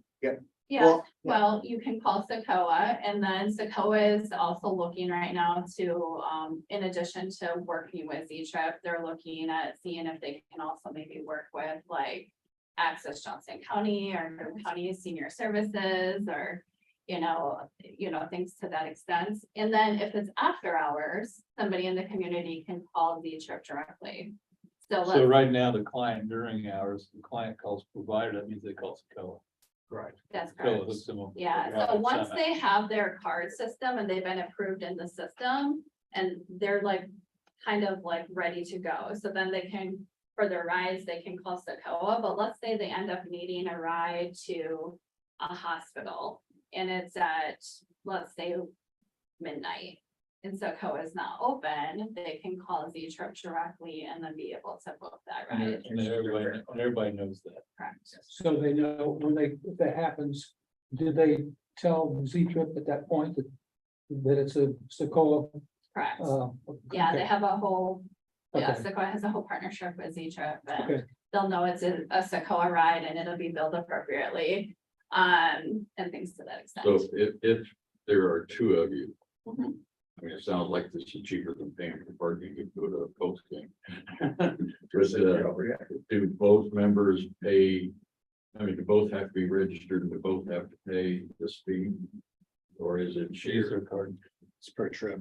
It's per trip. Yeah, With your wife, it would be per trip. Yeah. so it's being, So I think your question was if there was two people Yeah. in a vehicle, is per trip. So those two people wouldn't have to pay separately, just one of them. but do they both have to be members? No. So just one of the parties has to be. a member. It's like, and that's standard for transit services. If one person is considered an attendant for the other person, or one person is considered like a companion for the other person. But the attendants, they will be required to pay as well. Yes. Okay, now the question is, let's just say that's not common, but in this instance it might be. So I normally get around on my own, and now all of a sudden I gotta go to the hospital. So let's just say my son lives next door and I said, can you ride with me? They probably would take them, but if they didn't, they would just ride them. Could they use their voucher for them as well? Well, that's the question I asked. There's two people in it. They will, because they're not. You just need one voucher. Yeah, one, What about or as two? many. The primary trip person. And if we have one person is what, Karen said, even one person with you. You can have a companion with you. For Which free. makes sense. Yeah. That's standard. And a lot of it too, you can think about it, is nursing homes in this situation. They don't have a shuttle at, 10 o'clock, sitting out there waiting. Or even if an ambulance, if it's a minor something, if they don't have the staff on there, that's, What are their standard hours? very, 8 to 5? yeah. Yeah, Socoa is, Z-Trip is open 24 hours. So I'm confused. So this says it's the $5 pickup and the $2 per mile. And then That's what it's mentioned. I think you said it was not metered, but it is metered or. It's not meter in a sense, it's how we calculated the Trip cost. yeah. trip cost, yeah. Okay, oh, It okay, is, so it says you're it right. calculates the shortest mileage. Yeah, But So there's it's no, not there's no metered. time component. It's just, it's a fixed cost, $5 per trip, $2 per mile. There's no time component to it. Or it takes them to get there. So there's no need for a meter if they go the trip length in advance. Okay, right. So you book your trip, you're going from. Whatever, Carmel Point A to down point to B. point A to B, it says it's gonna be When 15 advance what the bucks trip or whatever it is, and then you're for $20 and you're responsible for 25 bucks of that. yeah, well, it's 25 overall cost. So, so we're handling between Socoa and CIRTA 75% Yeah. that line. So it's $5 to be picked up, but not really the cost of what it would be. But the consumer has the voucher loaded on their phone. Yes, And Yeah. they get a, and a card, physical card, they have Right. a card too. So, so their fare card gets hit with the 25%, yes. and then. And they Secoa's can bill preload gets in. that. Yeah. But I'm a little bit confused. The 25% is the $5. Yeah, $5 is. Plus per mile. So if we do a 10-mile trip, the customer cost is $25. That's And correct. then, and what they show there, they got an extra $40 fee on it. So I think it's important to say that $5 cost is for Marion County trips. It's not for, because of the deadhead time that is involved in traveling to outside outlying counties, it's not $5 for everybody. Do you want to explain that a little bit more? Yeah, so if you're in your county, that won't be affected. So if you're in Johnson County, you're within your own county. This is going cross county, and we mentioned the $40 there. It's all calculated by Socoa too as well, how far the trip would be. That $40 subsidy there on top of that is a lot of the deadhead going there and coming back. And in a perfect world, we'd like to have Socoa drop somebody off at Johnson County Memorial and then pick somebody up at Johnson County and take them back to Indianapolis or take them back to Shelby County. In the perfect world, but there's so much deadhead now that we went from Carmel to Marion County, say Eskenazi.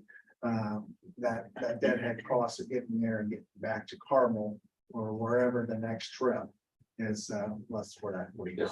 $65 for 10 miles is a bit much. With right now, I pulled up a minute ago and I can Uber from this location to 22 miles away, which is the furthest extent of Whitestown, and it's $23.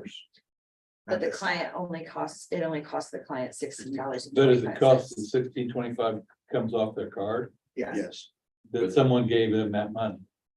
they pay. Oh, you buy, oh, you buy the vouchers. you get you buy the voucher and it gets loaded with how much money, whatever you say. Yes, if I want to pay $50 for the month, then I'll pay $50. If I want to. Okay. But in this definition line here, that doesn't balance. It's 10 miles times 2 is 20 plus 5 is 25 for the customer. That's the 5 plus 20. There's an extra $40 fee that isn't discussed in. Yeah, well, I'm saying the That fee. 16.25 doesn't, for the customer doesn't match.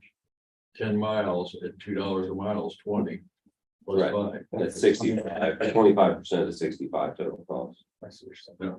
But The total trip length is 30 miles. 20 miles for the vehicle to go out there and pick up the customer. 10 and 10. and then 10 miles for the actual trip itself. Yeah, but when, as I read it as a customer, what I'm reading is I pay $5 pickup and $2 per mile. And that's correct if it's in Marion County. The example if you read the third bullet down, it says if the pickup location is in one of the following counties, minimum trip charge fees will apply due to deadhead. Mileage by the provider, please inquire about pricing. So the first bullet point that you're looking at is for Marion County residents only. What says crossing the Wayne County line? But basically, the voucher is, you apply for it, you get it. Let's say I do it, because I actually have more than 60. And I say, okay, I want to put $100 on this, and then I just call Secoa or I call somebody else after hours, and then so much comes off my card until my $100 is gone.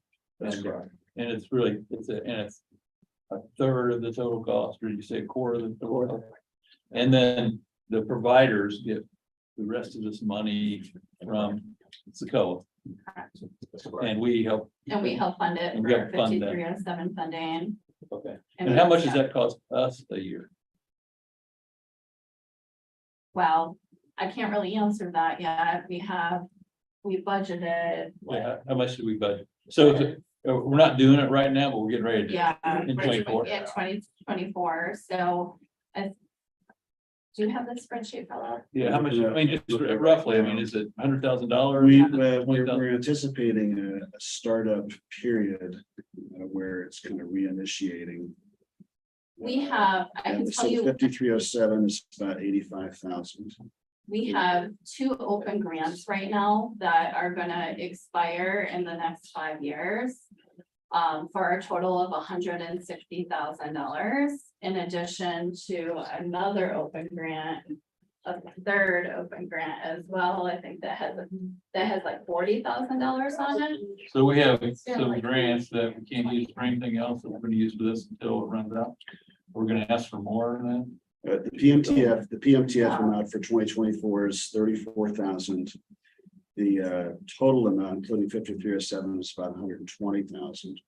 To get to Nathan's point about the trip, I think these are for persons with disabilities. So you're guaranteed to have a vehicle that has the capability of transporting a person with the. No, I really like it. It's just the 60 plus is, for them, it may make more sense to use an Uber if you're out of county. If they can get one. If they can get around, if they're disabled, this is a great option, because like Boone County, and I see Boone County Senior Service already advertising this on their website. Yeah. But they only take you out of Boone County. Yeah. So if they take you from Boone County and drop you down Marion County, and 3 hours later, you got to get back up, Boone County Senior Service won't come get you. But this would be a great back service to get you back home instead of just you being stranded down there trying to figure it out. This is a little more expeditious in regards to like Madison County. We literally would drop off at exit 214 with Janus. And then if they were coming to Marion County, then they get dropped off at 96th Street by Janus, and then they hook back with Indigo. So, and they don't get priority on that because they're not a Marion County resident. They usually get picked up, but this will eliminate a lot. That's a hard trip for some people to negotiate. This would eliminate a lot of that. And remember, it's a door-to-door service. They're going to their door and they're helping them into the door. There's a lot of agencies that will do that. So let me And kind of get up here. So in general, we have enough grants already that we can start this program, and it can last for a few years. Mhm. And then to keep it going, we have to ask for more grants to do it. We'll have to ask for more, yeah, and honestly, I look at it as a pilot opportunity to show that there's a need. So, we've heard there's this need of cross-county trips. The cross-county option was there before Secoa was selling out of vouchers so quickly, like because just Marion County to Marion County, and it wasn't really well promoted to as a be as cross-county transportation previously. I've worked here for 10 years. We never had a rat card. You know, we never like, we were out in the community, like talking to people, like, you know, that was nothing that was ever really, it wasn't something that's shared. It was something that was shared if people called their office visit, but it wasn't shared like from an overall perspective. So It wasn't driven by marketing at all. no. It was basically kind of thinking about it. Somebody told me you acquired. We actually heard that clients were actually reluctant to share it Yeah. with other people because they would. They were afraid to purchase compete of for the- vouchers For the themselves. trips, yeah. I do want to point out that in addition to the intrinsic value for the clients, CIRTA historically had a strategic interest in the program because it viewed it as a step towards some kind of regional fare integration program. So I think Nathan's example of having trips provided by different agencies is a good one. What if you had Boone County bringing you down here for a trip, but then Boone County is able to pick up another trip on the way over back up to Boone County, thereby reducing its costs. Yeah. So this was something where the funding source was kind of homogenized and became irrelevant from the provider's perspective. CIRTA would act as this transportation broker, which in the prior strategic plan, I know we're going to be reconsidering that, but in the prior strategic plan was a long-term interest. I think it's a good idea. It's got an off the wall question. What is the potential impact, or has anybody looked at it of how it may, if at all, negatively impact something like a Johnson County access? We're drawn away from their customer.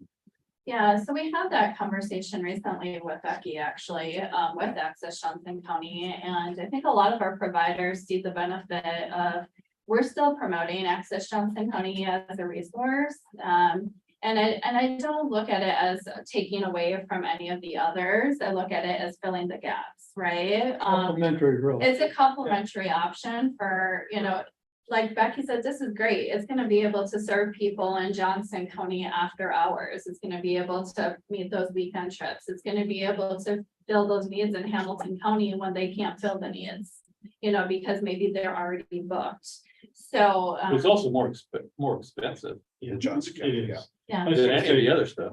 Yeah. Customers will, they'll weed through that and they'll know if they can take Access Johnson Or if County they can during take, regular or hours. if they can take they'll over do the it. door in If Marion it's County. after it's gonna hours, be they cheaper. really need it, That works. they'll take that. Yeah, route. for sure. And in Marion County, they won't be able to use, like, in Marion County, they'll have to go to Open Door. Like, they won't be able to use this. Oh, if it's the. Unless if unless in-county. it's crossing county lines. Oh, I see. So you Yeah. can't even do Marion County to Marion County. No, Okay. yeah, only that was a big reason for this, was that because Indigo's access program already covers that need. What So- about at night? You can Marion County to Marion County, That's not what we agreed upon at this Okay. time. so you negotiate with that. Yeah. That's correct. And are the vouchers competitive? Is there a cap on the amount of vouchers? Because that seems like a. I can't recall. Like a $200 cap on how much you could purchase, or $300, how many vouchers you could purchase. Yeah, there is a cap on the vouchers. They do let you know on your account when you're getting low, so Sakona does monitor that. Because there's a lot of folks that just don't check their.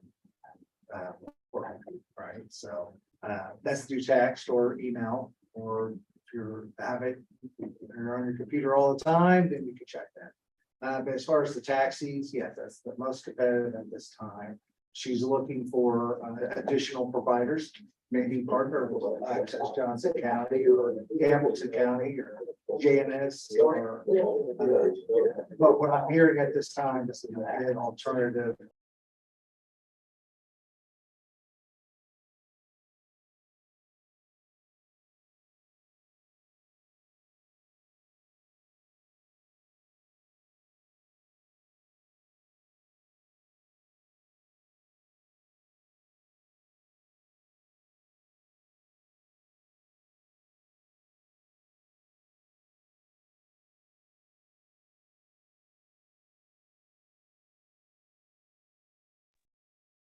towards this program. Me and Philip had a conversation with their CFO. He agrees that this is a need. We're starting slow. And then 2024 going to that 500 ridership. So we're starting now. We are starting it now, correct? Yes, it is currently launched. And we have enough money in. We Yes. have money to fund this. Yeah. Until we're gonna figure out sort out. It's as simple as another grant. We actually have that grant that we've been. You get that grant every Every year. So, I mean, as long as we continue to show demand, I don't anticipate any reason why we wouldn't be able to receive the funding in the future. I think a couple other cool, like, exciting things about this. I mean, again, we decided to create that rack card that is in front of you. We actually created it in English and in Spanish, as well as the Q&A. David shared it with the whole County Connect team. Our PR team did push out trying to get some coverage on it. We did get some coverage on the program in the Daily Journal in Johnson County, as well as the Hamilton County Reporter. We also, thank you to Sarah's help, did direct mailings to over 150 plus assisted living facilities throughout the region. Just trying to get the word out there that that's going to be a continued, outreach activity for us for the remainder of time. And we're just excited to see where it goes. And I think it's, again, important. Yeah, Socoa is paying more money into it. The user is finally paying more money into it as well, to have some flexibility and trying to help those people. Serve those needs. Going back to the nursing home, I actually have Hamilton County Senior Services. I have a meeting with them today.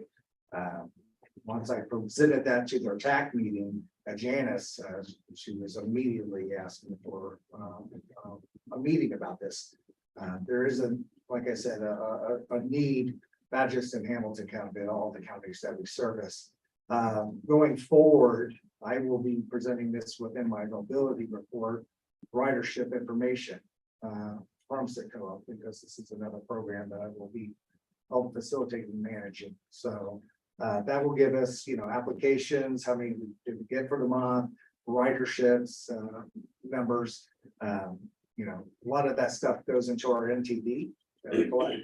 So that's going to be another benefit of ridership, for our agency. So I just wanted to add those little tidbits and to give you guys the overall why it's so important to partner with Socoa.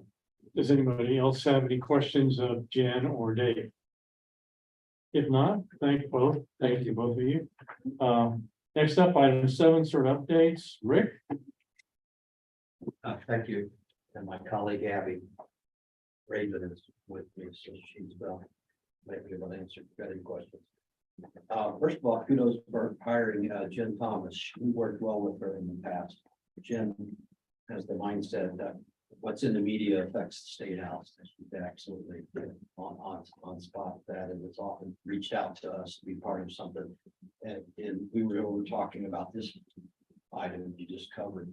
When the time's right, we want to sit down with you and let legislators from the footprint that we serve know that Johnson County includes the President Pro Tem of the Senate. Marion and Hancock County includes the Chairman of the Transportation Committee. Henderson County is Chairman of Ways and Means Committee. All incredibly important people. And we're discussing, it might be an opportunity to educate their staff or constituent services. They keep a file when they have a problem, and we can direct them to send people to this program to really get this certain name out there. So we're entering a short session, this legislature. Leadership is telling everyone, lower your expectations. We don't want to be here a long time. Don't file a lot of bills. Famous last words. They're not going to go in and even until January the 8th. So they're even starting a little bit later. It's only going to give them 2 or 3 weeks in January for bills to get out of committee. They plan to be out in early March, so it's about an 8-week session. There'll be a lot of smoke and hopefully very little fire. But in the meantime, there's interim committees meeting committee, interim committee on transportation meets tomorrow. They're discussing process things like license plates, naming bridges.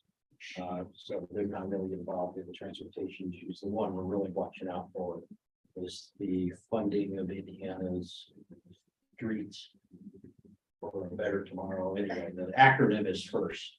And it's more long-term. It'll go this year, next year. It was added into the budget. If you recall, Senator Walker had a bill to address the NBHL RNS formula because of discrepancy in shortchanging urban areas. Leadership killed the bill, but agreed to do a long-term study. So they're looking at electric vehicle registrations, they're looking at lane miles, they're looking at miles driven.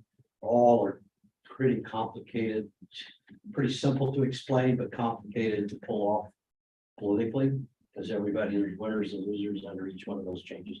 But that's the long term. I'll look at things.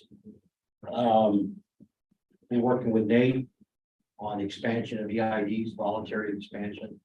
We've already decided to avoid dual annexation. That's a lightning rod.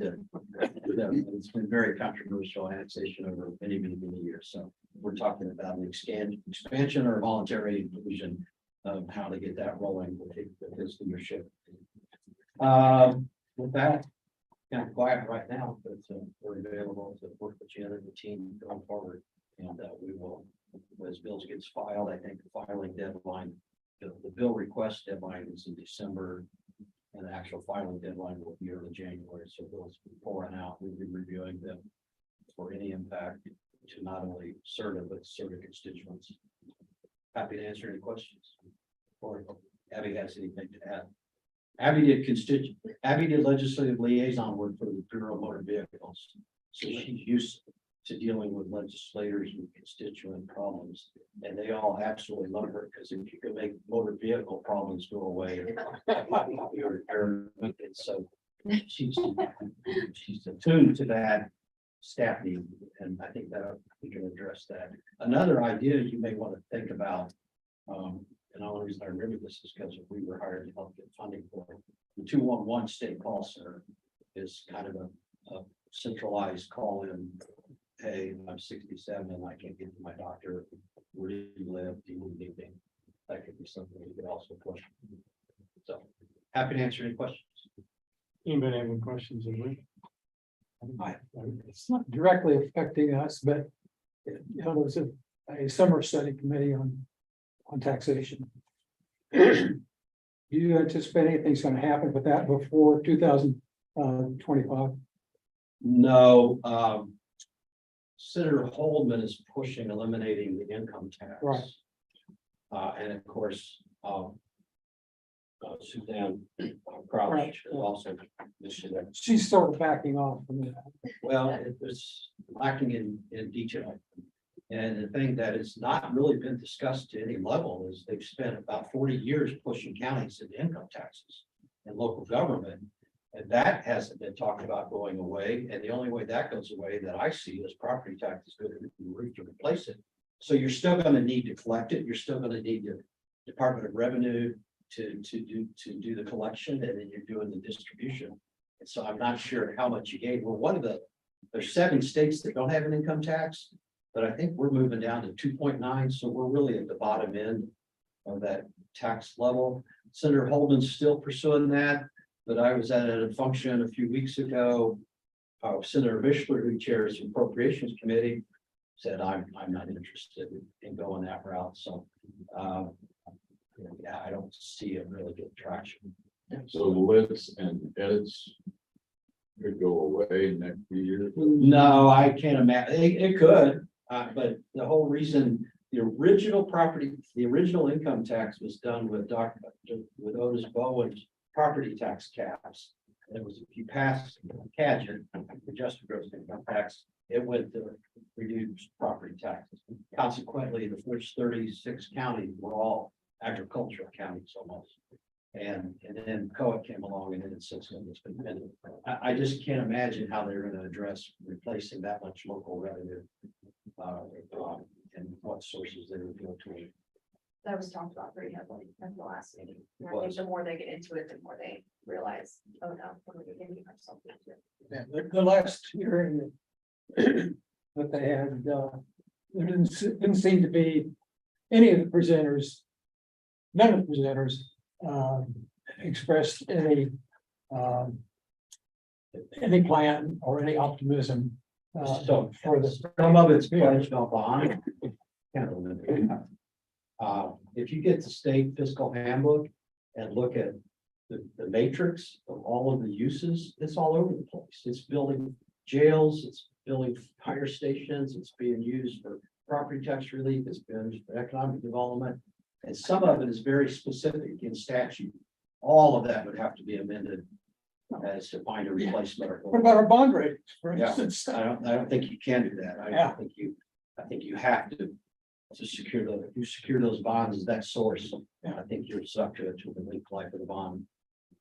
You have a question? More of a comment, just changing the topic a little bit.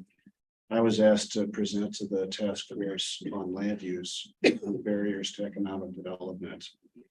And I did bring up the connectors as a solution for economic development barriers for workforce transportation in Plainfield and Whitestown, along with other things. So if there's I don't know if there's I didn't do this on behalf of CIRTA, I did it on behalf of the American Planning Association Indiana Chapter Board. I didn't know if you thought there might be any follow-up on that, but we can have a Well, conversation. we monitored that committee, so all the notes from your testimonies to those. Have not seen any direct impact. Land use is important. I mean, there's all over the periphery. There's one on the drainage.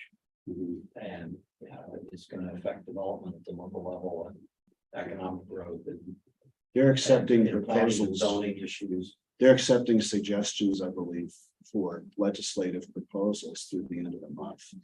I'm sorry, They're accepting suggestions for Okay. legislative proposals on the land use. on the land for barriers to economic development. So Yeah, I mentioned you, we need to get together afterwards or tomorrow and find out what your legislators are willing to do and where we need to. He's been having conversations, he just needs a good idea of the language, but he's been having conversations he's had no pushback on it yet. Okay, should we reach out to him? If you'd like to reach Okay. out, yeah. Okay, we'll do that. Is it too early to be thinking about serving the development area, the Lily project and so forth with an EID? Will it be an expanded Whitestown or will it be a separate EID? Have we talked about that at all? That'd be in Lebanon. I think the Yeah. conversation there need to be with Mayor Gentry. He's talked about maybe doing some internal loop stuff. But we've never had a conversation about trying to No. bring India just because the travel time is so heavy and the cost associated is so But they're not heavy. going to have the population in Lebanon or the vicinities to provide all the employees that are going to be necessary. No, most aren't public transportation when they're six-figure jobs, so it's. I can add that I was brought to the table to those conversations and signed an NDA on that. And I know Philip, I believe, Phil knows a little bit because I've relied on him to have conversations about the projects from just the feasibility of a workforce connector for that, like the model for the LEAP project. The model that we currently have for the LEAP project probably would not be anything I would ever recommend for the type of development that they're looking for and the type of jobs that they're bringing. And so that if there was ever any kind of relationship between CIRTA and that project, it would have to be from a different level. there's also the proximity to Lafayette to consider. Lafayette to Lebanon is just about the same length as Lebanon to Trader's Point. So that introduces both opportunities and challenges. Right. Just a big row from Lily to Lily, and then it solves all our problems, fixing the hop off and waste something. be a big train shaped like a Prozac capsule, So yeah, so we've looked at, we just, Philip and I have talked about it from a feasibility standpoint, like, because that conversation has come up a few times. No further questions of Rick. Thank you, Rick. Thank you, Amy. Jen? All right. Oh my gosh, I have such an amazing team, right, Amanda? So we, and David, sorry, I'm in the back. I'm not back. I just. yeah, from a perspective, we do have an amazing team. We've added, since we've last met you guys, 701 new commuters, which is agency record for sure, with over 18 community events. We've been blessed to have two new amazing outreach representatives, one who is bilingual. He is at GNC and my son today, actually. And he's also been assisting us in translating more of our materials into Spanish, into different things to make sure we're also reaching our Spanish population. So we appreciate him for that. Recently, we have participated in a lot of different resource days. Amanda presented and was a part of the Indie Shrimp IDB conference. Dave and I just got back from Orlando, where we connected with a lot of industry leaders and partners that we were able to connect with, and potential vendors for this study that we're looking at for the Workforce Connector at the AFTA conference and Transform conference. So that was exciting. I was interviewed and was able to share why I got into transit and share my transit story with individuals. And that was pretty cool.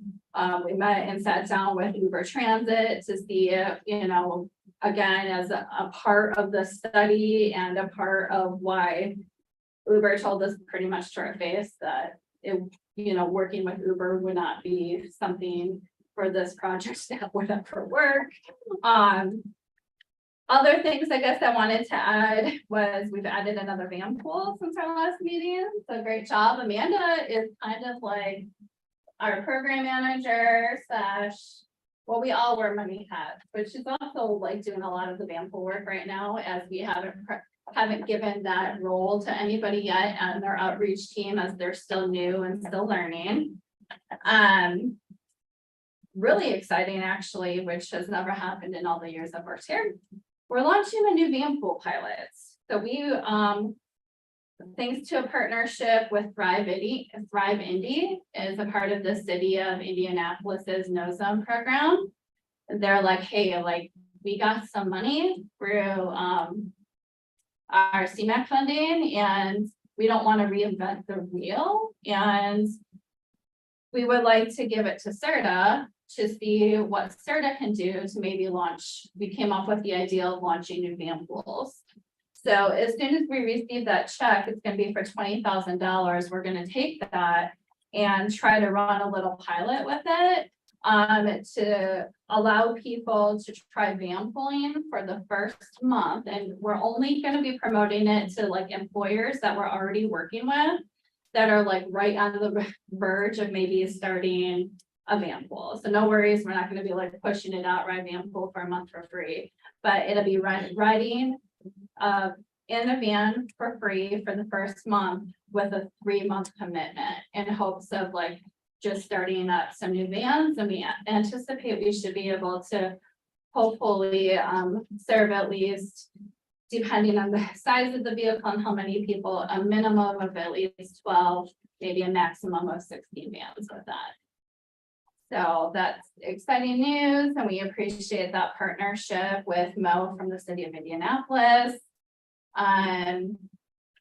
Car free. Oh man, it was super exciting this year. It was a great success on the Spark Space downtown. Leading up to the event, we were interviewed by Fox 59, WRTV6, featured on over other 15 different news outlets, social media pages, and websites. We had a really great turnout. Obviously, our numbers show it. And we're excited for next year with that. The connectors ridership was up in August to 986 riders. And then 886 in September. We anticipate that going up with peak season approaching and holidays. Whitestown, 753 riders in August and 662 in September.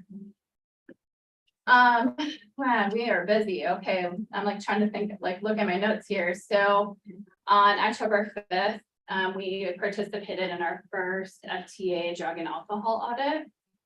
So apparently transit agencies across the country get audited like every couple of years, but because of the size of CIRTA, they're like, you might only get audited once every 20 years. And I'm like, well, lucky us, right?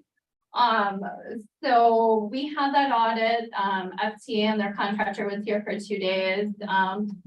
We met with Royal and overall, you know, we have a few minor deficiencies that are more administration related. So for example, Royal Transportation, they already have a zero tolerance policy and we're already sending their drivers and their random pools for testing. But instead of like getting the FTA drug and alcohol test on the documentation, they were choosing like the DOT testing, and there's some minor things like that that we had to work through that we're working with them right now, but they are definitely complying and working with us. So it was really actually quite exciting to go through an FTA audit that was, hey, this is what you should do differently and this is how you should do it. With like, it was very educational and it was appreciated because we've been through our bill review training and audit, and it hasn't been, the experience hasn't been the same. So it was really good. It was a really good learning opportunity for us. And we actually right? had someone from the FTA right there that we could pick his brain on. So that's a rare, a rare occasion. Yeah, so right now I reached out to all of you guys regarding board dates for next year, and it looks like we're still on Tuesdays, guys. That's really the consensus I got. I had some people who didn't care. I had some people where Tuesday was the only day it would work. So I'll work on trying to come up with a schedule and we can start from there. I'll have something to you guys in December just to look at for dates. What was the consensus on the time of day? The mornings. As long as it's not at the structure point. Well, maybe all that work on that north side interstate will be done. Oh, Lord. Hey, we Sorry to have get coffee, man. We have coffee. Yeah, well, after an hour and a half drive up there, we need coffee. Yeah, so anyways, that'll be something, we'll come up with dates and we can discuss locations. I mean, like, you know, we've been trying to rotate them around, but look, I live up on that side of town, so like we We could we have it deal- later that day and have lunch there. Yeah, so we deal with it a lot. I understand your pain. Vandal. So And in the morning, it don't matter. Yeah. Have to go, thank you. oh, you're cracking me up now. Okay. So, yeah, so our next meeting, besides our December board meeting, just to remind everybody, we will be having a retreat work session at Structure Point in November. So if anything changes in your schedule, please let me know because I do need to have a forum. And I just had one enough for a quorum, like I had 9 of you. I need 8. So In the bylaws for CIRTA, I know we have open seats. Do those count as your total number, or your bylaws room tour? It only counts your filled seats, not your empty seats when you need to make quorum. I don't know. That's a really good question. I don't know the answer. One of the boards I sit on modified ours because we had an organization that had 3 seats and they refused to fill them because something was done. So a 7-member board when 3 aren't, we had to have all 4 there. Well, we changed the bylaws to say only filled seat quorum of all filled positions to where, but that may be something since, as you mentioned, we've got multiple seats that are open. to look at doing in the future, because then it takes a couple numbers away. For those of you that are attorneys in the room or on the call, is that something that's possible? Or, It depends on the bylaws. okay, You can have it, you can have Ann get it. I can have Ann look at it. When Yeah. you start with the statute, then if the statute doesn't say what it needs to, then the bylaws, so I don't know. Yes. That probably, that is correct. If it's not in the state statute, then you got flex. Okay, well, The date of the retreat is the 14th, correct? Or did I get that wrong? I'm not gonna answer that till I look at my phone. Yeah, Because I slept. So Rick, while you're drafting the new EID to have that voluntary membership, right, expansion, plug some money in for another vehicle. Yeah, it is, the board For, retreat is the 14th at 10 a.m. Okay, at Structure Point. at Structure Point. Correct. I'll just warn you guys this, at 4 o'clock, leaving up there and trying to go anywhere south is not very easy, no matter how you. I have, I had volunteered to bring Big cake. cakes, yeah. And I had asked you, I'd taken a couple of cakes for our last retreat. I remembered one of them was a chocolate cake with vanilla buttercream icing. Yes. But I couldn't remember what the other one was. Anybody? Does Was anybody it, remember? was it banana by any chance? I mean, I'll That fix it. sound good to me. Or Whatever you bring like bring. 5 or 6. I can remember. I mean, I like confetti cake, like. Red vanilla, velvet, I German mean, chocolate. vanilla, yeah, those sound good. Well, I'll just use my judgment then. I think a banana cake does ring a bell. Yeah. Okay. I think you're right. Send your request to Larry, individual cupcakes. Do we Just kidding. do we have anything else for the good of the order here tonight? Yeah, I think. Most Appreciate appreciated. it. I have a motion made by Nathan, I have a second. I know what you're saying. Greg, okay, motion made by Nathan, second by Greg. All those in favor of adjournment, say aye. Aye. Jen, I have to have a roll call on that. No, you don't. need to. No. Not just walk Meeting out. adjourned. Thank you. Yeah. To see you, Philip. Likewise. Let's play golf. Didn't like. Yeah. I got it. So if you can send your question. I will hear